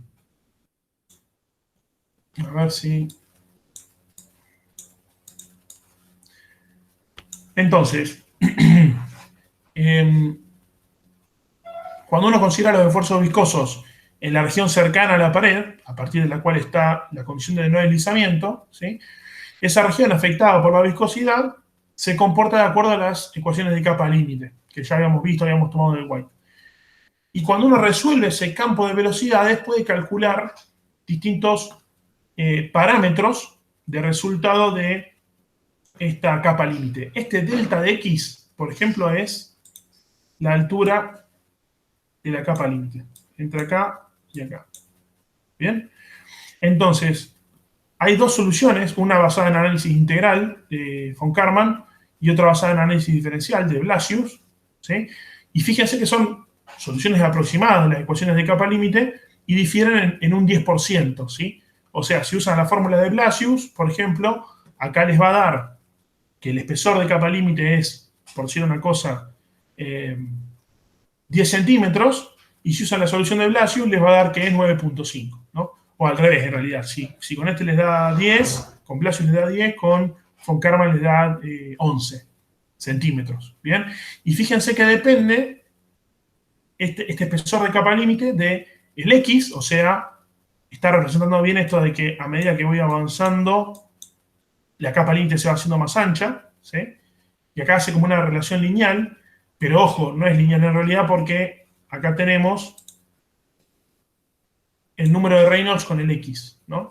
O sea que esto es en realidad, recordemos que el Reynolds X es la velocidad X sobre la viscosidad, ¿sí?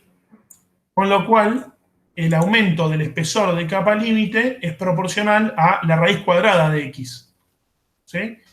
Y va a depender de la velocidad también del flujo uniforme, acá dice V. Entonces, ¿qué va a pasar? Si la velocidad del flujo uniforme es más baja, el aumento del espesor de la capa límite va a ser más alto, con X, ¿sí?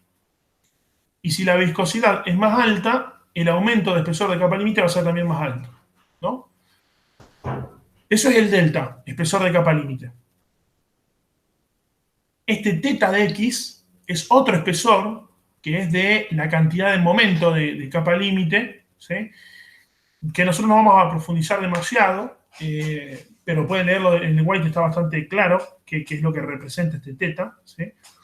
Y los que sí nos interesan un poco más son el esfuerzo de corte que genera la capa límite sobre la pared, en este caso para una superficie plana, ¿no? Que tiene que ver con, fíjense, la energía cinética del flujo, un coeficiente constante que tiene que ver con el coeficiente del teta de acá arriba, y el número de Reynolds también con esta raíz, ¿no? Fíjense que siempre aparece en las dos soluciones este mismo número de Reynolds,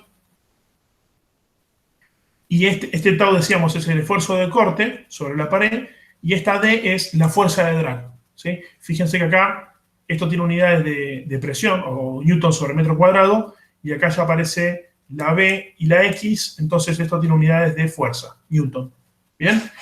Y fíjense que de nuevo hay una diferencia entre las dos soluciones del orden del 10%. ¿Sí? Esto vale, estos dos conjuntos de ecuaciones o de resultados, valen solamente para la región de capa límite laminar. Cuando aparece la región turbulenta y aparece el desprendimiento de capa límite, ya hay que usar correcciones de esta solución, ¿sí? Y se van a acordar de que, a ver si lo tengo acá, están viendo la presentación de balances diferenciales, ¿verdad?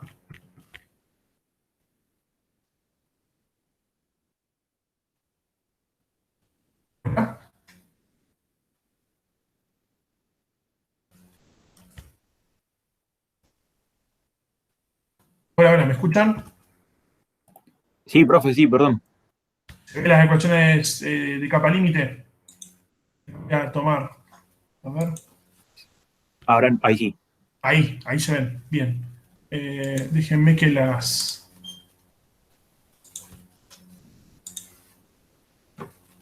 A ver, estas quiero recortar.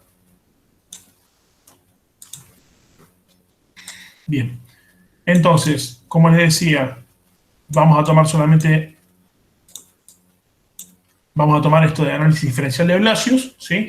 Fíjense que la ecuación de momento tienen estos términos y después aparece acá el término de los esfuerzos viscosos, ¿sí? Que para flujo laminar tienen esta forma, que es lineal, y para flujo turbulento aparece este U' y B', que son variaciones temporales de velocidad de las dos componentes, ¿bien? Y entonces van a cambiar la solución, porque son un término, se suele decir un término fuente, ¿no? de la variación de velocidad. Entonces, básicamente, estas soluciones son solamente válidas cuando el esfuerzo de corte viscoso sigue la ley de flujo laminar, ¿sí? Para el flujo turbulento, este término se hace significativo y tenemos que aplicar alguna corrección. ¿Cómo hicieron con... a ver si tenemos... Acá. Como hicieron con el diagrama de Moody, ¿no? O sea, cuando tenemos, decía, flujo turbulento, o sea, Reynolds más altos, ya la solución laminar no es más válida y los coeficientes de drag, la fuerza de drag, empiezan a tener otro tipo de comportamiento, ¿no? Y hay que encontrar un modelo diferente que represente ese comportamiento. Entonces, esto es un poco lo que es la aproximación de capa límite, laminar y turbulenta, que lo usamos para representar en flujos reales, rotacionales, al menos la región cercana al sólido, ¿sí? Porque ya habíamos visto, eso es fundamental porque si tomamos flujo potencial o birrotacional, el drag aerodinámico es cero, porque no hay esfuerzo viscoso, la viscosidad la consideramos nula, y no existe entonces una variación de presión, porque la energía se conserva, vale Bernoulli. Entonces, el arrastre aerodinámico va a ser cero. Fíjense que acá está representada la presión en términos adimensionales, ¿no? Con este coeficiente de presión. La presión justo antes y justo después del sólido es igual para el caso del flujo potencial, ¿no? Entonces no existe fuerza de presión. En cambio, cuando uno considera el desprendimiento de vórtices debido a la separación de capa límite, tiene perfiles de presión que son más de este estilo, ¿no? Como la curva rosa o la curva gris. Eso va a depender de cuál sea el número de Reynolds, ¿no? Estas son figuras del Sengen, en el capítulo del flujo externo, pero bueno, básicamente lo que muestra es que en uno u otro escenario, los puntos grises o rosas, tenemos diferencias de presiones antes y después, y entonces la fuerza de arrastre va a ser diferente, ¿sí? Va a ser mayor la fuerza de arrastre, ¿en qué caso? ¿En el caso rosa o en el gris?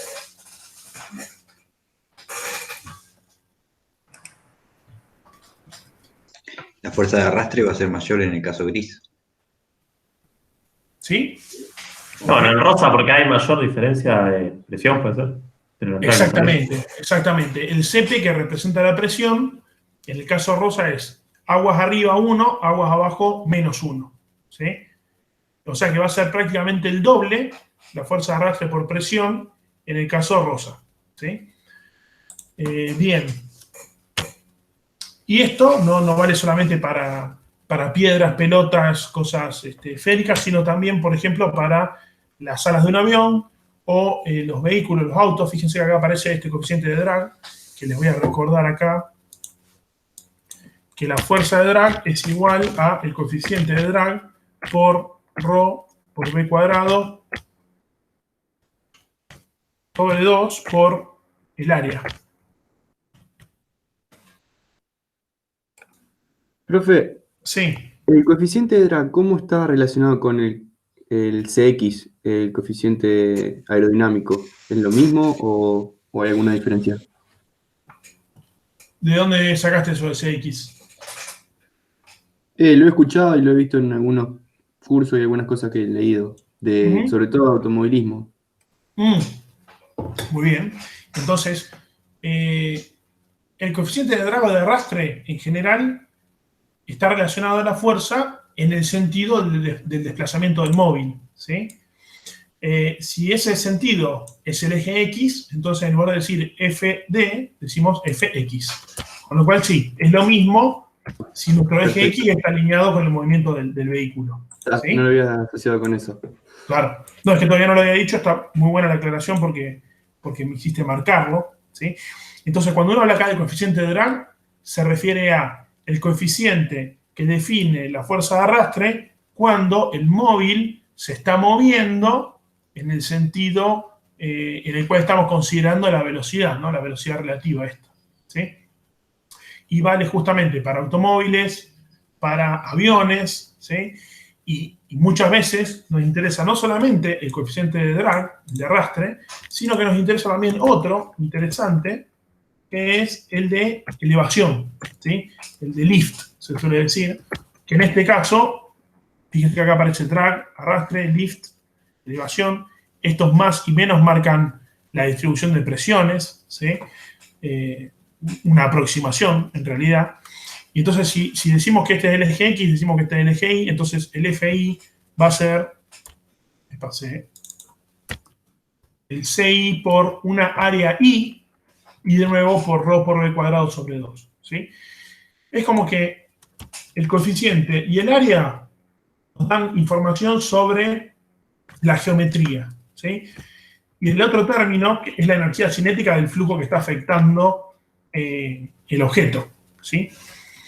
Y fíjense que yo puse área X y área Y porque no son iguales, ¿bien? O sea, por ejemplo, en el perfil del avión, el área X sería el área frontal, esta de acá, ¿sí? Y el área Y sería el área en planta, ¿no? O sea, esto sería área Y y esto sería área X. ¿Por qué? Porque son las áreas donde actúan las fuerzas de presión que afectan a cada uno de los ejes, ¿no? El X o el Y. ¿Se entiende? Y el CI sería más grande que el CX, obviamente, ¿no? Depende, ¿no? En el caso del ala, del perfil alar. A ver, uno busca que así sea. ¿Por qué? Porque a uno le interesa que el avión vuele y quiere que el aire lo arrastre lo menos posible porque mientras más fuerza de arrastre tenga que compensar el avión, más combustible va a tener que gastar, ¿no? Pero bueno, va a depender. Por ejemplo, en un caso en el cual el avión se esté yendo a pique, ¿sí? Ahí, en realidad, el arrastre va a ser en el sentido vertical. O sea que podríamos hasta decir que arrastre y lift quedan alineados, porque lift, elevación, siempre uno lo toma en el sentido perpendicular al suelo, ¿no? Porque elevación quiere decir me estoy alejando del suelo, ¿sí? O en el caso de automovilismo, la carga vertical, justamente se dice vertical, perpendicular al suelo, porque es lo que mantiene al auto pegado al piso, ¿no? Entonces, en ese caso, arrastre y lift sería lo mismo, porque X e Y estarían alineados, ¿no? A ver, otro caso que se me ocurra de que arrastre y lift puedan ser diferentes, o quiero decir que el arrastre sea mayor que la elevación. Imagínense uno de estos autos de alta velocidad, ¿vieron esos que cuando frenan sacan un paracaídas? ¿Sí? ¿Vieron eso alguna vez? Sí, lo hacen en las pruebas del desierto o en los... Sí. Exactamente. Los hacen en esos lugares porque realmente van a velocidades muy altas En ese instante final de frenado, a mí lo que me interesa es que el auto frene rápido. No me interesa si sube o baja. O sea, ya de por sí la carga vertical en automovilismo no suele ser algo, bueno, suele ser algo importante para asegurar la adherencia. Pero a uno lo que más le interesa es minimizar el drag, ¿no? O en el caso de frenar, maximizarlo, porque quiero disminuir la velocidad a cero, ¿sí? Así que, ojo, ninguna de las... no existe una fuerza, una proporción que uno diga, sí, el drag siempre es más grande que el lift, o viceversa, ¿no? Cada uno de estos coeficientes CX y CI dependen de muchas cosas, tienen muchísima información metida dentro, ¿no? Porque fíjense que cambian con, bueno, acá lo están haciendo como si cambiase con el año, porque lo que cambia es el diseño, o sea, cambia la geometría. Pero,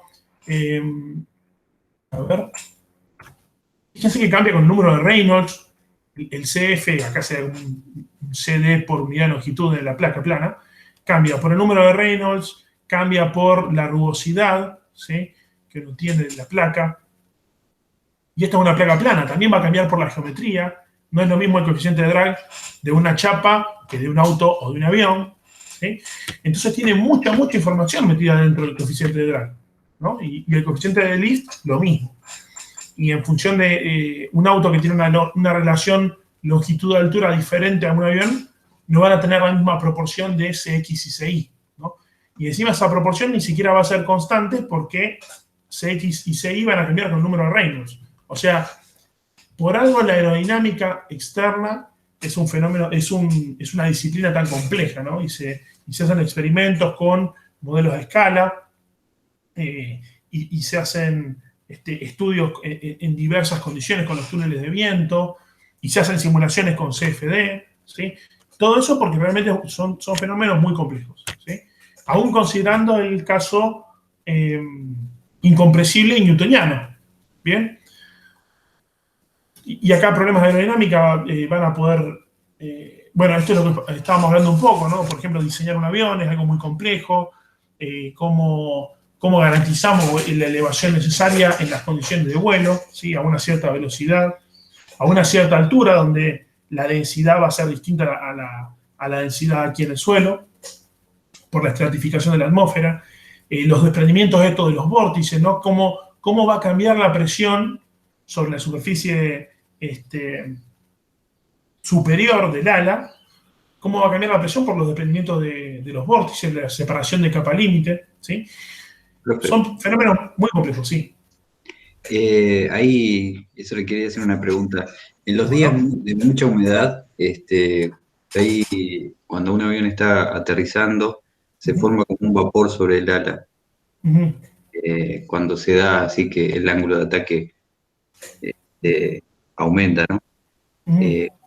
¿Por qué? Que hay una caída de presión muy grande que el vapor se condensa, o qué pasa, ¿por qué se forma esa nube?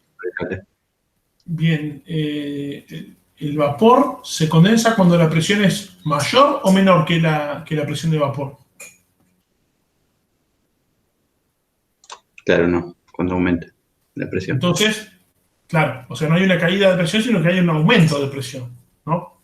Que en el caso por ejemplo, un aumento de presión en la parte superior del ala es malo, porque nos va a reducir la elevación, ¿no? Pero está muy bueno lo que marcás, Damián creo que fue el que dijo esto, porque imagínense que tienen el vapor, se condensa, se pega al ala, entonces la superficie del ala ya cambia no solo la rugosidad, uno diría, sino que cambia ya no vale más la condición de no deslizamiento. Ahora hay una capa de agua que me genera un comportamiento diferente en la capa límite, ¿sí? Entonces, tengo que tener en cuenta que los vórtices que se van a desprender van a estar afectados por el comportamiento de esa capa límite de agua, ¿sí? Con lo cual, la aerodinámica del avión va a cambiar, solamente porque se le condensó agua arriba, ¿no? Uno dice solamente, cambia mucho por eso. Entonces, son problemas realmente complejos, ¿sí? Ya hablamos de análisis dimensional, la otra clase, no me voy a detener en esto porque todavía no hablamos mucho de turbulencia, ¿sí? Hablamos un poco, es un tema transversal, está en todas partes. Hago el raconto esto del análisis dimensional, ya hablamos de semejanzas geométrica, cinemática y dinámica. viene muy a tono en esta cuestión del flujo externo por lo que hablábamos de los túneles de viento, ¿no? Y de la necesidad de ajustar, por ejemplo, densidad y viscosidad para tener semejanza dinámica en un modelo a escala, ¿sí? ¿Por qué queremos semejanza dinámica? En el término de los números adimensionales, de que el Reynolds sea el mismo, ya habíamos hablado del número de Freud sea el mismo, si la gravedad es significativa, ¿sí? Y ya dijimos que es muy difícil conseguir que todos los números adimensionales sean iguales, y dijimos además que exactamente iguales no van a ser. Necesito que esté dentro del rango, ¿sí? Si el Reynolds real es 2.523.200, bueno, que el Reynolds del modelo sea 2.500.000, ¿sí? Pero en ese orden, ¿bien? Y acá está la cuestión de la definición del número de Reynolds como efectos inerciales sobre efectos viscosos, ¿sí? O fuerzas de inercia sobre fuerzas viscosas, o energía cinética dividido disipación de energía por viscosidad, ¿sí? Y ya vimos cómo saber a priori el número de Reynolds de un problema nos permite saber si podemos usar un modelo de flujo Stokes o de flujo potencial, ¿no? O sea, si yo digo ya de entrada es estacionario, entonces me queda solamente este término, este término, este término. Bueno, si el número de Reynolds es muy bajito, entonces esto de acá, ¿qué tipo de modelo vamos a usar? Reynolds, menos menor que 1, ¿qué modelo usamos?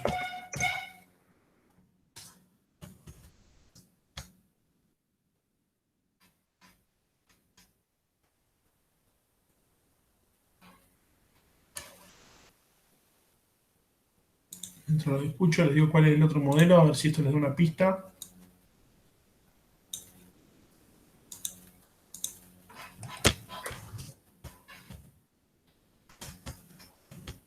¿Lo escucho? ¿Qué modelo vamos a usar? El de Stokes haríamos, con el menor. Bien.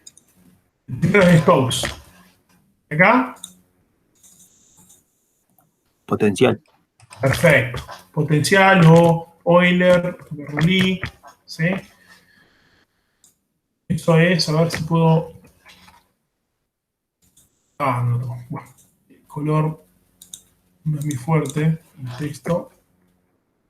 No se entendió, ¿no? O sea, los términos de la derecha siempre considera la presión porque el campo de presiones depende del campo de velocidades. Ya lo vimos, ¿no? En flujo potencial calcula la presión con el campo de velocidades por Bernoulli. En flujo Stokes, la presión afecta el campo de velocidades, ¿sí? Si no tuviese presión, en el caso que habíamos visto, si no tengo diferencia de presión entre la izquierda y la derecha, no puede haber un flujo, ¿sí? Se ve mejor capaz que en este caso, ¿no? O sea, si las presiones fuesen iguales de los dos lados, entonces la velocidad sería cero en todo el dominio, ¿sí? Necesito que algo me aporte energía para poder vencer la disipación viscosa. ¿Bien? Entonces, con eso en mente, justamente les decía, la presión va a estar siempre, y si el Reynolds es mucho menor que 1, tenemos flujo Stokes, los dos términos de la derecha, y si el Reynolds es mucho mayor que 1, o sea que el problema es casi invícido, entonces podemos decir que el término viscoso de la derecha se va y tenemos flujo potencial. ¿Bien? Bueno. César. Sí. Perdón, justo se me desconectó y creo que explicaste algo que te quería preguntar. Cuando el Reynolds es mucho menor a 1, entiendo que las fuerzas viscosas son grandes, pero ¿por qué ese término de la velocidad por el gradiente de velocidad se hace 0? El del tiempo porque es estacionario, pero el otro ¿por qué? Bien, perfecto. No se hace 0, se hace despreciable, ¿sí? ¿Por qué? Porque si en la ecuación adimensionalizada, esta que está acá toda tachada, este término que es el viscoso está afectado por 1 sobre el número de Reynolds, ¿sí? Si el número de Reynolds es mucho más chico que 1, digamos que es, no sé, 1 sobre 10.000, ¿no? Entonces, acá tendríamos como que es 10.000 por el laplaciano adimensional de la velocidad adimensional, ¿sí? Y del otro lado yo tengo solamente velocidad por gradiente de velocidad. Y como son adimensionales las velocidades, entonces están entre 0 y 1, ¿sí? La velocidad está en el rango entre 0 y 1, con lo cual este término de la izquierda va a ser de orden 1, y el laplaciano también es de orden 1, pero está multiplicado por 10.000. Entonces es mucho más grande este término, ¿sí?, que este. Ah, perfecto, ahí lo entendí. No, había entendido que se hacía 0, ¿no? Se desprecia por el tema del orden de magnitud. Bárbaro. Exactamente, sí. Sí, y eso está bueno que lo haya dicho Nico también, porque tengamos en cuenta que nunca ninguno de estos términos es 0. El flujo estacionario y estacionario perfecto tampoco existe, ¿sí? Son todas aproximaciones para que podamos hacer las cuentas. Bien. Entiendan, digamos que, de nuevo, para cerrar un poquito el análisis dimensional, la potencia de los números adimensionales, como el número de Reynolds, es que nos permiten comparar los distintos efectos que actúan sobre un problema y saber cuáles son más relevantes que otros, ¿sí? Así como el número de Reynolds, está otro, que no vemos mucho nosotros, que se llama el número, por ejemplo, de Weber, ¿sí?, que básicamente es inercia sobre tensión superficial. Bueno, ¿qué pasa? Nosotros en general ni trabajamos con tensión superficial. Tenemos un número de Weber, nosotros suponemos que son infinitos, o sea, como que la energía cinética del flujo es mucho mayor que los fenómenos que la energía de la superficie libre. ¿Bien? Entonces, ¿qué hacemos? Bueno, si el número de Weber es muy alto, esto lo tiramos. Consideramos que no existe la tensión superficial, ¿sí? Sino, acá debería aparecer un término que represente la tensión superficial y que en la ecuación adimensional va a estar afectado por el número de Weber, ¿sí? Vuelvo entonces, los números adimensionales nos dan información sobre qué aspecto de cada flujo, qué fenómeno que actúa en cada flujo es más relevante que el otro, ¿sí?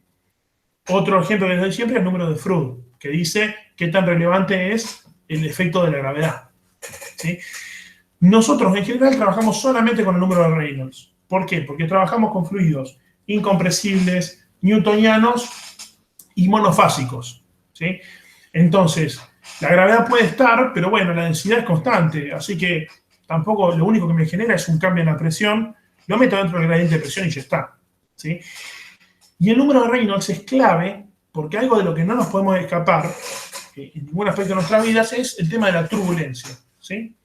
Porque a medida que los efectos inerciales, que la energía cinética del flujo es más relevante, entonces los flujos se tornan de laminares a turbulentos.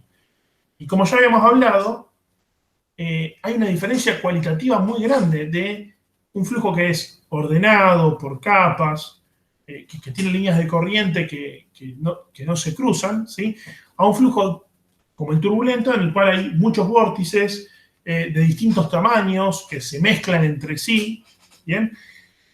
Y uno puede considerar perfiles de velocidades como estos que están dibujados acá, que ustedes me van a decir, che, pero estas líneas rosas están todas alineadas, o sea, esto es laminar. Pero no, esto no es el flujo turbulento real, es el flujo medio, ¿sí? Es como si yo dijese, bueno, voy midiendo la velocidad, voy tomando distintas mediciones en el tiempo y las voy promediando, ¿sí? Y como el fluido se está moviendo de izquierda a derecha, el valor medio de velocidad del flujo tiene que ser hacia la derecha, ¿sí? O sea, yo estoy viendo que el fluido se mueve, hay vórtices, alguna región del flujo va a volver para atrás, pero en media los vórtices se van moviendo para la derecha, ¿sí? Y ahí aparece la forma en la cual analizamos los flujos turbulentos. Que esto ya lo vieron también en el flujo interno. Ustedes cuando dicen por este tubo, por este caño, circula un caudal de 10 litros por segundo, ¿sí? Por más que el Reynolds le dé 3 millones y el flujo sea turbulento, el caudal va en un sentido, de izquierda a derecha, ¿sí?, por decir una cosa. Eso significa, entonces, que la velocidad media del flujo dentro del caño es tal que esa velocidad por la sección del caño les dé un caudal de 10 litros por segundo, ¿Se entiende? Sigo entonces con esta cuestión del flujo turbulento, de que hablamos del flujo medio y de que aparecen estas oscilaciones pequeñas. Entonces, vamos a definir un poco las características de la turbulencia que ya las discutimos, ¿no? O sea, yo hablé de no lineal y esto ya tiene que ver en realidad con que el término no lineal de Navier-Stokes es lo que nuestro modelo de flujo nos permite llegar a este comportamiento caótico, ¿sí? Acá dice aleatorio, porque en los libros aparece aleatorio, esto no es tan así. Más que aleatorio yo diría caótico.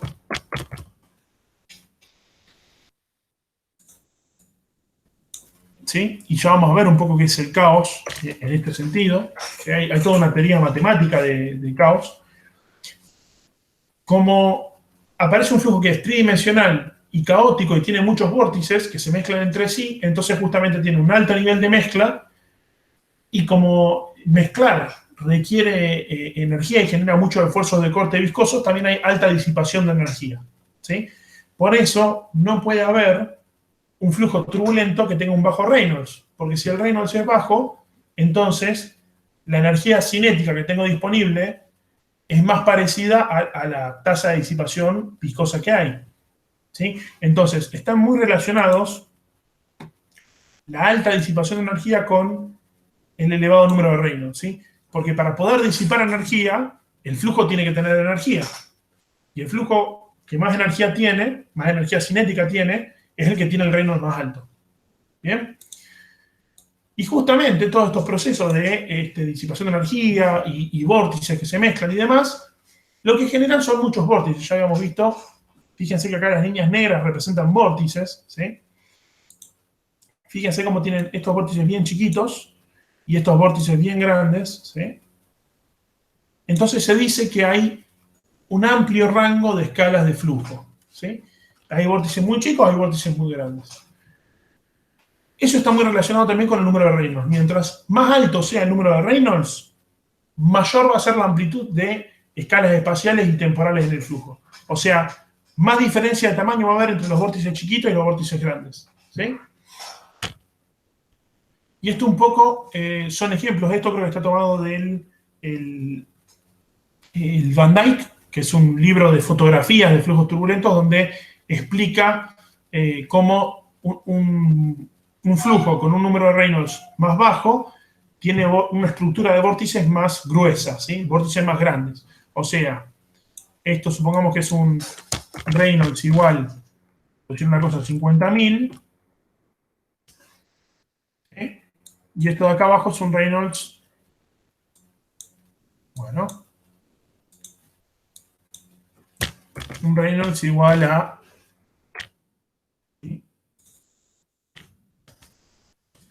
Sí. Era 7, ¿no? O sea, serían 10 millones.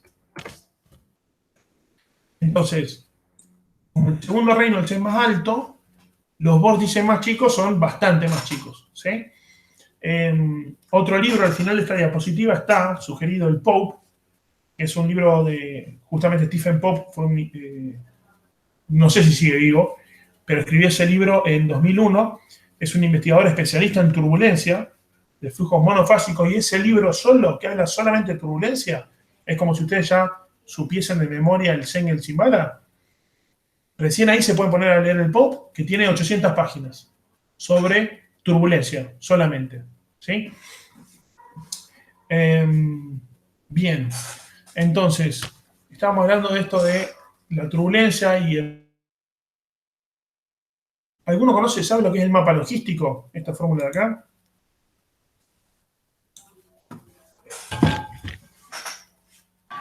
Yo no. ¿Alguien sí? No, yo tampoco. Sé lo que. Bien. El mapa logístico, o la serie logística, justamente es una sucesión, no es una serie, es una sucesión donde uno puede considerar un número X de la sucesión, un valor X, n más 1, lo calculo como un coeficiente R por el X n en la sucesión por 1 menos el X n acá arriba, ¿sí? O sea, vamos a suponer, supongamos que yo arranco con 0.5, ¿sí? Entonces 0.5, el segundo término de la sucesión va a ser 0,5 por 0,5 por R, ¿bien? O sea que va a ser R. Digamos que R es, no sé, voy a hacer acá la salvedad, R igual 1, para hacerlo más fácil. Entonces, 0,5 por 0,5, ¿cómo es? 0.25, ¿sí? 0.25 si yo tomo 0.25 como x1, entonces x2 va a ser 0.25 por 0.75, ¿sí? Ahí que me haga esa cuenta, que básicamente es un cuarto por 3/4, o sea, 3/8, ¿sí? Y después voy a tener el producto de 3/8 por 5/8, o sea, 15 sobre 64, ¿sí? Y esa es una sucesión, ¿bien? Con R igual a 1. O sea, con este coeficiente de acá igual a 1. Esa sucesión converge a algo, ¿sí? Y esto que está graficado acá, en este esquema Rx, es justamente cuál es el valor al que converge la serie logística en función de cuánto vale el coeficiente R este, ¿sí? ¿Qué pasa? Cuando el R es chiquito, menor que 3, las sucesiones convergen siempre a un valor. O sea, si yo arranco en 0.5, perdón, una cosa que no dije es que x tiene que ser siempre menor que 1, ¿sí? Mejor dicho, estar entre 0 y 1. No puedo tomar números negativos, no puedo tomar números mayores que 1. Entonces, ¿qué pasa acá? Si uno arranca con 0.5, R igual a 1, voy a converger, me hubiese gustado más tomar 2.5, porque ahí les podía decir, si arrancaba con 0.9 o con 0.3, en cualquiera de, o sea, después de hacer varias iteraciones de la sucesión, llegaba a converger a, no sé, 0.6, ¿sí?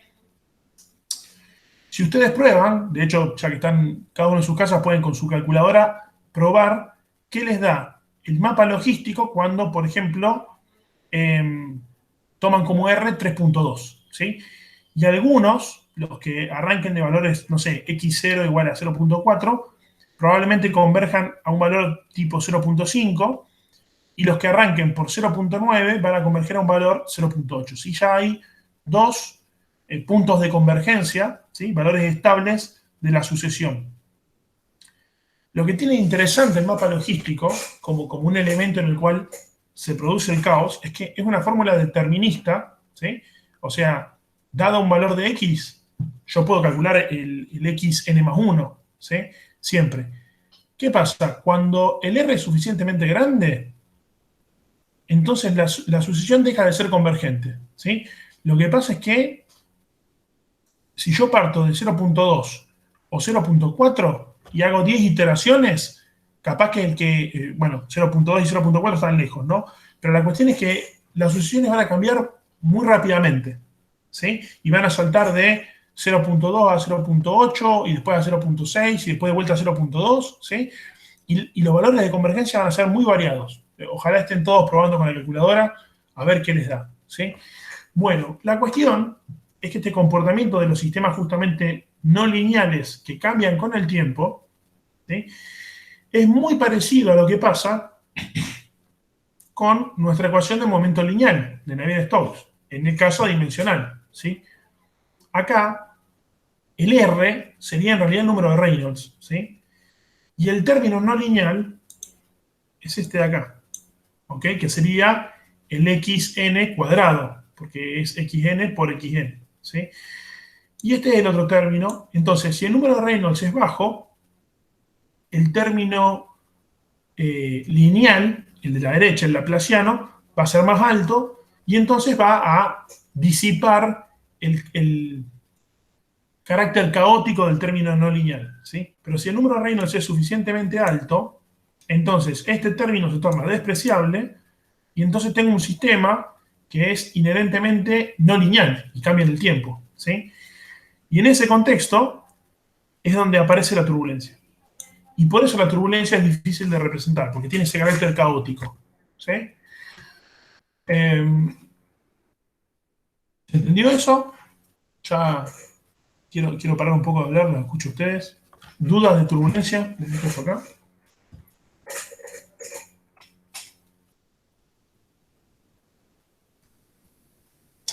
Yo entendí más o menos como que la ecuación que nosotros tenemos para representar el flujo, de alguna forma la podés representar con una serie,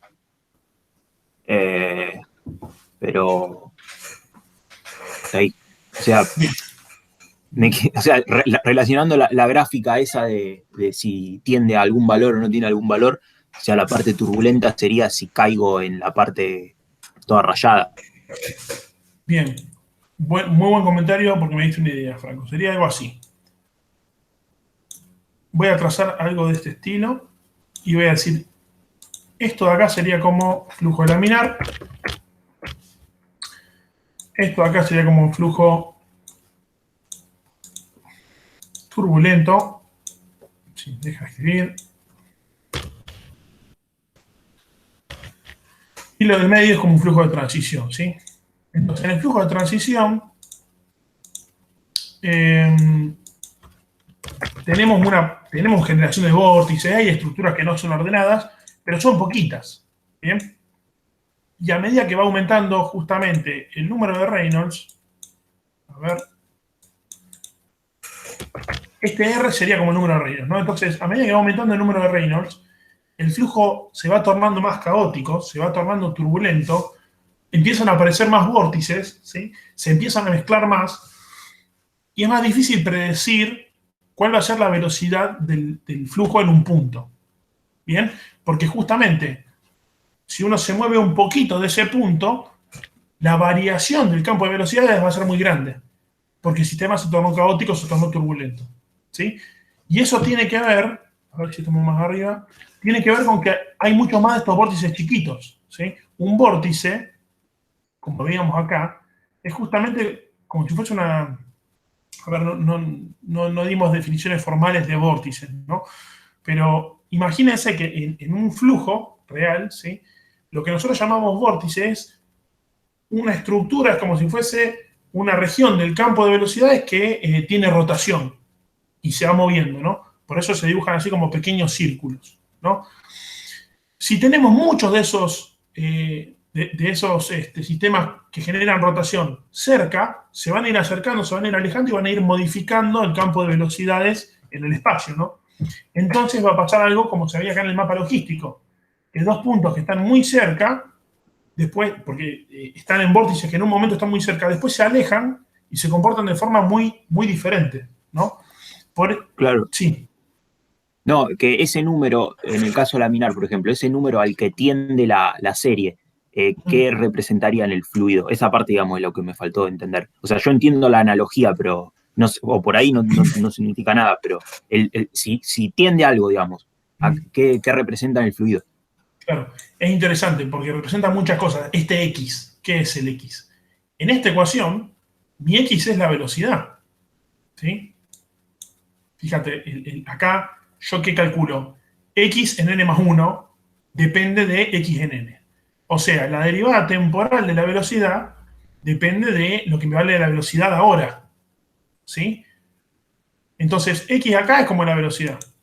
Pero, ¿qué pasa en los flujos en general?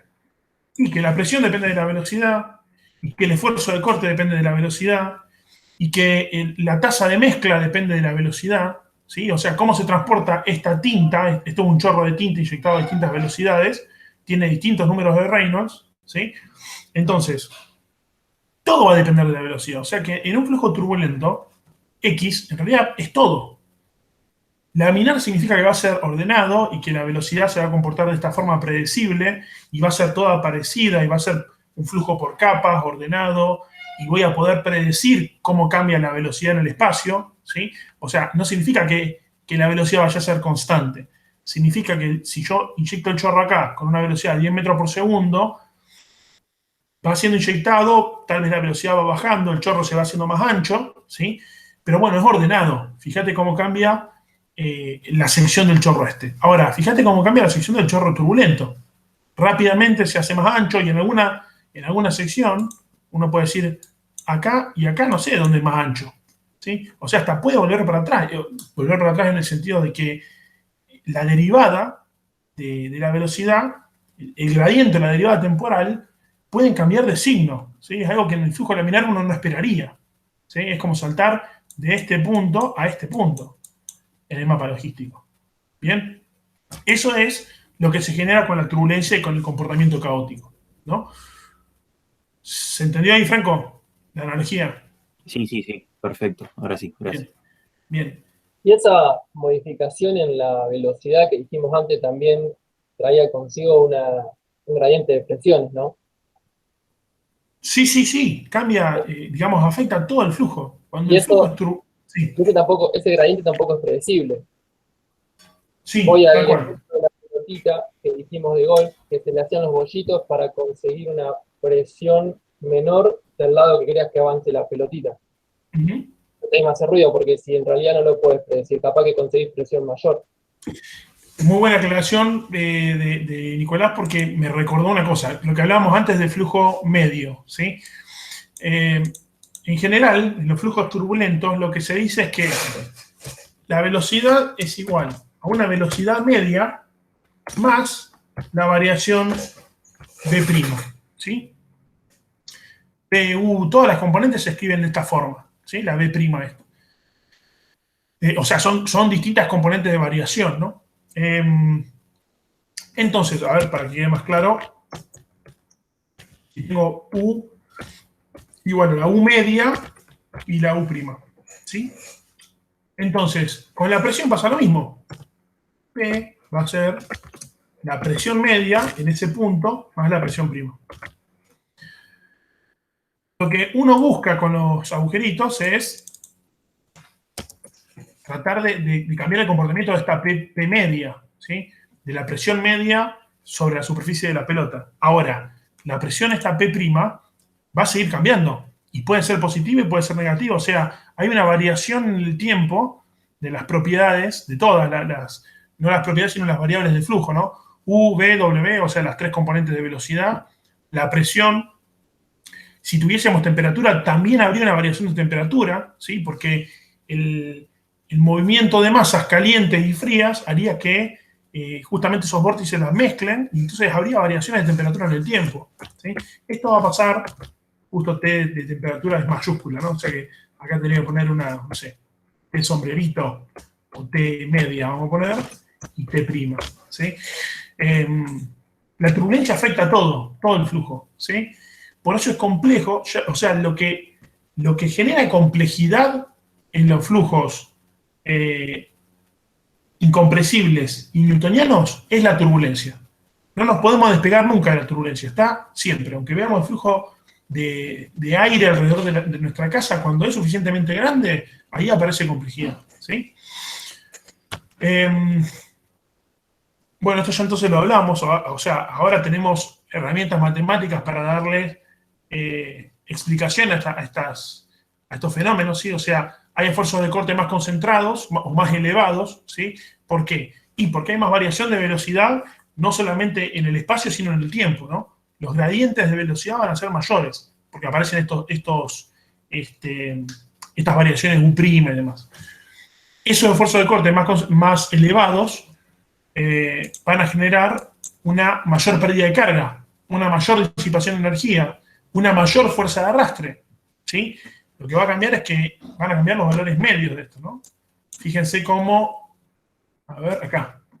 Fíjense cómo son los gradientes de velocidad. Acá, que es la zona de transición, y acá, ¿sí? Acá tengo un gradiente con la misma mu de U respecto de DI, es mayor vamos a ponerle turbulento.